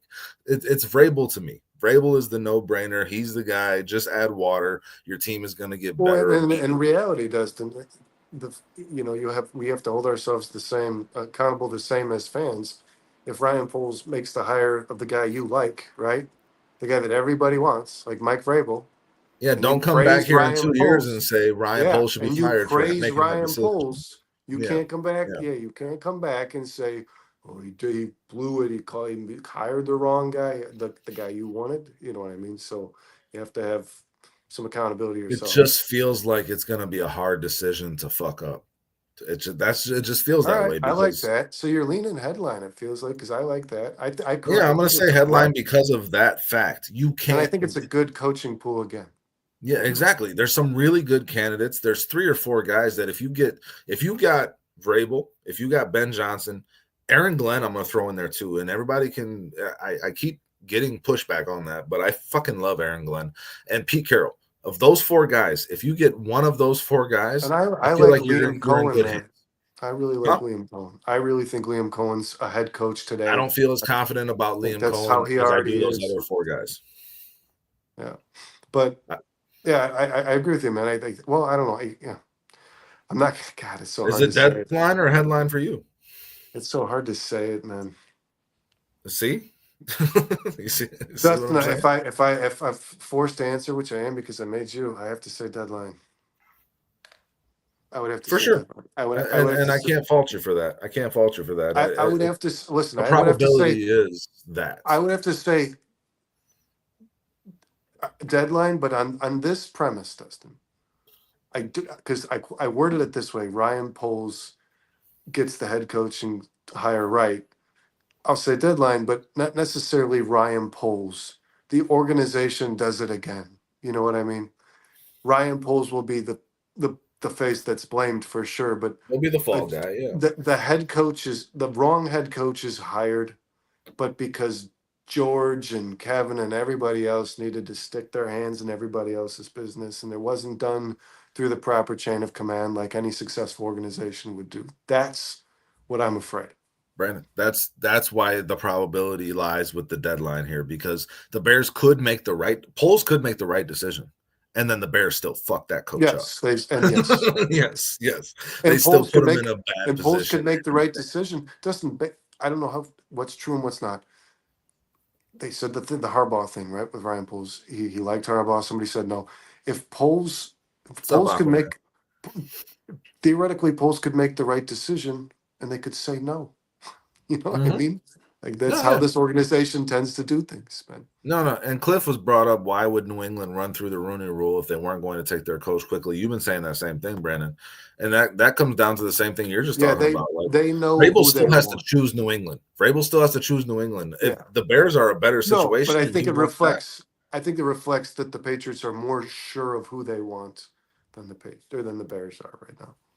yeah, for sure. But that doesn't mean that they're right. I think the And it chances are doesn't mean very they're high gonna that get you'll them. be right with Vrabel, for And it sure. I think doesn't mean they're gonna get them. You're right, Dustin. yeah, exactly, because Vrabel could choose another situation if he likes it better. So I mean, I don't think anything's guaranteed, and I wouldn't trust the Crafts at all if I was a head coach going in there. Consider this: the Crafts had the best head coach in NFL history. This guy brought you Super Bowl after Super Bowl. And as soon as he leaves, you make a documentary running his name through the mud, and you call every NFL team that calls you asking about him when he's trying to get a head coaching job after he leaves you. You tell him this guy is a cancer. Do not touch this guy. If I was a head coach, I was like you, and I'm like looking at the craft saying, you did this to Bill Belichick, the best head coach of all And time. Vrabel had a What are lot of you going to do to respect. me? And What are you Vrabel going to was do one to me? of the only people who left that organization who had good things to say about Bill Belichick. Remember that too, Mm-hmm. man. Josh Mm-hmm. McDaniels didn't say a whole lot of good things. Josh Patricia, McDaniels is still cool with Bill but Belichick, no, man. I But know, but that's why I've told you this in a text the other day, man. Remember this. People forget this. Josh McDaniels and Matt Patricia trashed him and then went crawling back to him for a job. So the things they said initially upon they're leaving bullshit. weren't true. Yeah. So and Vrabel was the guy who when retiring as a player, because he didn't coach for the Patriots, Mike Vrabel, but as retiring as a player, he had good things to say about Bill Belichick. So like I just wanted to say so that there's a respect thing there for sure. for sure, Like for sure, and there's a lack of respect thing there no, that's what from I the mean. Crafts to the There's a respect Belichicks. issue for The Vrabel, I'm Belichick. sure. Yeah, Yeah, yeah. No, for I'm sure. almost I don't think enough people think about that when they're saying it's just a lock for the Patriots to get Vrabel, and it just might be. But I think that's food for thought. The Crafts just shit on Bill Belichick as soon as he was out of the building. They couldn't get him out of there fast enough. Look at all he did for that franchise. If I'm a head coach, I'm thinking heavily about that when I'm going Right. into And an then you've interview. got Tom Brady over in Vegas. So it's not like the Patriots are the only tie for Mike Vrabel, you know. Tom Brady's now part owner of the Las Vegas Raiders. He's probably going to reach out. There's a You know, he connection already there too. has. Yeah. He already has reached out. So, Hey, and then the Cliff, Patriots this also is have my interest in opinions other too, teams. man. We're just sharing opinions, bro. Who knows? Vrabel could be signed with New England Saturday, like you said. Who the hell knows? I'm really hoping against all hope that Vrabel chooses the Bears because I think the Bears desperately need Mike Vrabel. To be quite honest, I really do. But those are legitimate things. The Crafts are pieces of shit, and they did the best head coach in NFL history, the best thing that ever happened to their franchise. They did them dirty as soon as they had a chance to. And if I were a head coach going into that situation, I would have that front of mind. That's all I'm saying. Yeah, there's a few of these jobs, man. That the Bears are also. You know, I was Notorious thinking. TVG, haven't seen him in a while. What up, man? Like button, hit that like button. I found myself thinking today too, man. A thing popped up on Facebook that said these are the 6 teams that need head coaches, and I just I don't just it came to me like, God, if I'm looking at these teams, they're all. I just think because I'm a Bears fan, I'm like so wrapped up in Bears. I'm thinking like our Bears are so dysfunctional, but all of these teams are majorly Yeah, there's dysfunctional. warts. There's There are warts with all of them. major red flags for every job that's available, and obviously because somebody just got fired, something went very bad, right? So I guess I never thought about it, man. Like the Jaguars have their problems just the same as every other team. The Raiders have their problems the same as every other team. The Raiders, man, you got to clean. The Saints, like I forget who it was who mentioned it in the chat. That cap is hell. I Yeah, don't know if Cliff I want to touch Victoria that mentioned job. that. Yeah. Yeah, and So the Jaguars maintain their relationship with Trent bulk, Baalke. yeah, or Yeah, bulky, oh, yeah. And then the yeah. the Vegas has to probably before trying to progress, they probably got to take a step. You got to get rid of the Max Crosby's. The guys are getting paid. You know what I mean? So when you're taking the Vegas job, I don't. We already talked about the head coaches in that division, Dustin. You got to get rid of your good players first. If I you're do. taking that Vegas job, you got to get rid of your good players first because that team needs draft capital, man. And you also got to consider Mark Davis as the owner, and Mark Davis has done some dumb shit like hire How much does Antonio Tom Pierce. Brady like? Is this very small percentage? He's a minority owner, but Mark Davis is actually being smart enough to give him a lot of say in Well, you terms of should. Yeah, the that is decision smart. making when it That comes is to this very head coaching smart. decision. No, 100% it is, and I mean, like maybe that's a signal that Mark Davis is about trying to take his hands off. I mean, I think him even bringing Tom Brady into the fold kind of shows that, but at the same time, man, like it is Mark Davis. This is an interesting point from Cliff that I haven't heard. This is like the Bears playing chess type of thing. He says, "You guys think the Bears were smart enough to ask to interview McCarthy to try to force Dallas's hand to extend him, taking the Cowboys out of the head coaching hunt? If they did that, then that's impressive." I think the Cowboys kind of wanted McCarthy the whole. I never thought McCarthy was going to not get re-signed by the Cowboys, and I guess it's still up in the air, but I still think it's kind of fait accompli. McCarthy will be the Cowboys head coach, and he Yeah, will they were get. so the day the Bears actually reached out to the Cowboys. I heard on I think it was Cap and Hood in the morning. Jerry Jones had already spoken and mentioned as somebody in the media an extension for Mike McCarthy was the goal. Like was Yep, yeah, and something they I want. think McCarthy was in a tough situation this year with that Dustin, Cowboys team. something I was thinking about today as well that I bring up to you and I especially want to hear your opinion about, but the viewers as well. How the hell you got to have the audacity, man? This team flew out to Kingsbury last year because they knew the whole interview process was Was a bullshit to begin with. sham. Because they Yeah, wanted intel on Caleb Williams. Now you're calling this guy again for an interview, man. I mean, if I'm Kingsbury, I'm like, you know what, man? I'm good. dude, the I'm first time it was I'm reported. straight. Brandon, Yeah. you remember what I said the first time it was reported? We've talked about it. You know, it's the most Bearsy thing ever, like doubling down on a mistake And, just you had the opportunity to hire this guy as your offensive coordinator. The relationship between him and Caleb Williams was Dustin, evident what does that in his say? tape. What does that say? If you Yeah. wouldn't hire a guy as your OC, Now but you want you'll to make him your hire him head as your coach. head coach, Yeah. what Yeah. the Very hell? Bearsy. You want to talk about backwards? Yeah, what the hell?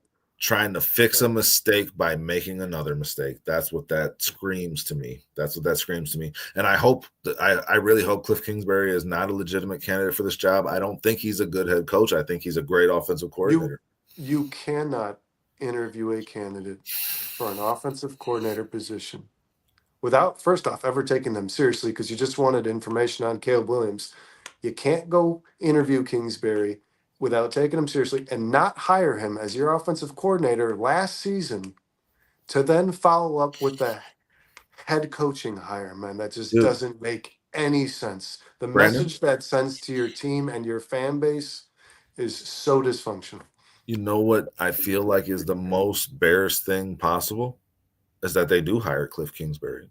Yeah. And Cliff Kingsbury becomes Cliff Kingsbury keeps popping up in reports as a good match for the Bears. Not for anyone else. Not as a head coaching candidate for anyone else. Just the Bears. And the Bears would be dumb enough to take their mistake and try to fix it by making a bigger mistake with Cliff Kingsbury, man. It just makes too much sense from how the Bears have operated for years and years and years, man. It scares the shit out of me. I really do think we could be hearing that the Bears have hired Cliff Kingsbury as a head coach, and we're looking at another 5 years of fucking failure. I'm legitimately. Well, no, not 5 years. It'd be like half, because you'd have early season success every year, and your team would just fall apart in the end of the season. That's what would probably happen. And that would drag him along for 5 years of fucking mediocrity. Finishing 8-8, wasting time. We're in the same purgatory as the Bulls. They're going to be so bad that they won't even play the 17th game, Brandon. They'll just finish 8-8. Oh, yeah, they would. They'd forfeit that final game. We get a better draft pick if we forfeit this last one. Yeah. Bringing Cliff back is dumb. The chat seems to agree with us. Kneecap, V-Dog, not really into the idea of Cliff. He's a great offensive coordinator, guys. They should have made the hire there. That's the point we're making, V-Dog. I'll say that. Bringing him back is dumb if you didn't want him the first time, especially at a lower level of. They should have hired him as an offensive coordinator, and then when Flus was fired, you actually could have seen what Kingsbury was as a head coach before the end of the year. Kneecap has the stats to back up what you were saying about the first half to the second half. 45-7 through week 8, 6-46 after college and pros combined. Yeah, it's insane. Thanks for providing that for us. Yeah, man, we appreciate that a lot. It killing it tonight, man. Helps drive it home. Yeah, no, Kneecap's the shit, man. Like I said, I subscribe to your shit. So I'm check you out. And we call him Kneecap. That's if I knew you, man, like if we were at a bar having a beer, I would call you Kneecap because that's a really fucking cool name. KCB. You got anything else, potential. Do I have anything else? No, man, not really. I mean, I'm eagerly anticipating the next development in all of this, and I'm really hoping the Bears don't fuck this up. But I have this feeling of dread that is what's going to happen, man. So we'll just keep coming on here and giving the news and our opinions on it as we see fit, and everybody hopefully will keep joining us and providing awesome content. Tonight, the chat was great, man. So I do want to shout them out. Everybody that was in here. Cliff, V-Dog, Kneecap, Bruce, Sean was in here earlier. We had TC join us. Notorious TBG did a check-in. Independent Aquaman. Plank was in here. Plank's always around, man. So we appreciate that. Shorty. And man, we're going to get up with Shorty and we're going to make that work. We're going to figure something out to get on the Bears country for that. B-Dog says, if they actually do that, he's for real done. If they actually hire Cliff Kingsbury, can't take it anymore. Aquaman, man, thanks for joining us. You have a great night as well. I'm not sure. Keep your eyes peeled for it. Sean might. I'm not sure if it's Sean saying anything about his cash or passing thing he's doing. I have no idea, man. Might have good to do it, guys. 4 stars might be able to help you out with some bets for the weekend because we didn't talk too much about those games, but. For sure, man. It's going to be a fun weekend. Always fun to chat with you, Brandon. as Yeah, always. it's a You pleasure, got man. anything else? River Street Tavern. River Thank you Street again. Tavern. That's one of our sponsors, right? So we appreciate everybody. Cliff, thanks for joining us, man. Yeah, you guys are awesome, man. Just Yeah, great everybody in the shows for chat. you as That's the well. one thing I want to end on is thank you once again and always, guys. Keep it coming. For real. Oh yeah, Purple Jesus was in here as well. Checked in. We got Vikings Please fans in here. We subscribe got if you Lions haven't, fans in guys, here. and those of you that have already, just keep coming back, guys. We appreciate the love. Yeah, hell yeah. We actually got 5 subscribers tonight. I saw. Wow. So Thank you, yeah, guys. Thank you so much. thanks to everybody in And here, we'll be man. We'll back see here you next guys Thursday. again. We'll be back here next Thursday. We're also on Chicago Sports Podcast every day of the week. I did a solo show earlier. We did our Monday Oh yeah, show. really good show, Dustin. Oh, I did thank you, get to brother. catch that after the fact. It's good. No, I appreciate you checking it out. Huddle Sports Network. Kneecap, I'm gonna check all your shit out, man. We gotta try to get together on something, man. I love the networking aspect of this. I love the support. Yeah, guys, hit that like button on the way out if you haven't already done it. We'll be back on Monday. I don't know if we're gonna still call it the House Hall Hangover. I guess the Bears is still in full swing. Yeah, We got it's still looming over us. yeah. So we'll be back on Monday for the House Hall Hangover, guys. Again, appreciate everybody, man. Bear down. Have a great rest of your night. Thanks for staying up late with us. Yeah, definitely, guys. I'm Dustin. Get some sleep. We'll see you. Yeah, I'm gonna go Bear play down, some guys. Madden. Take care.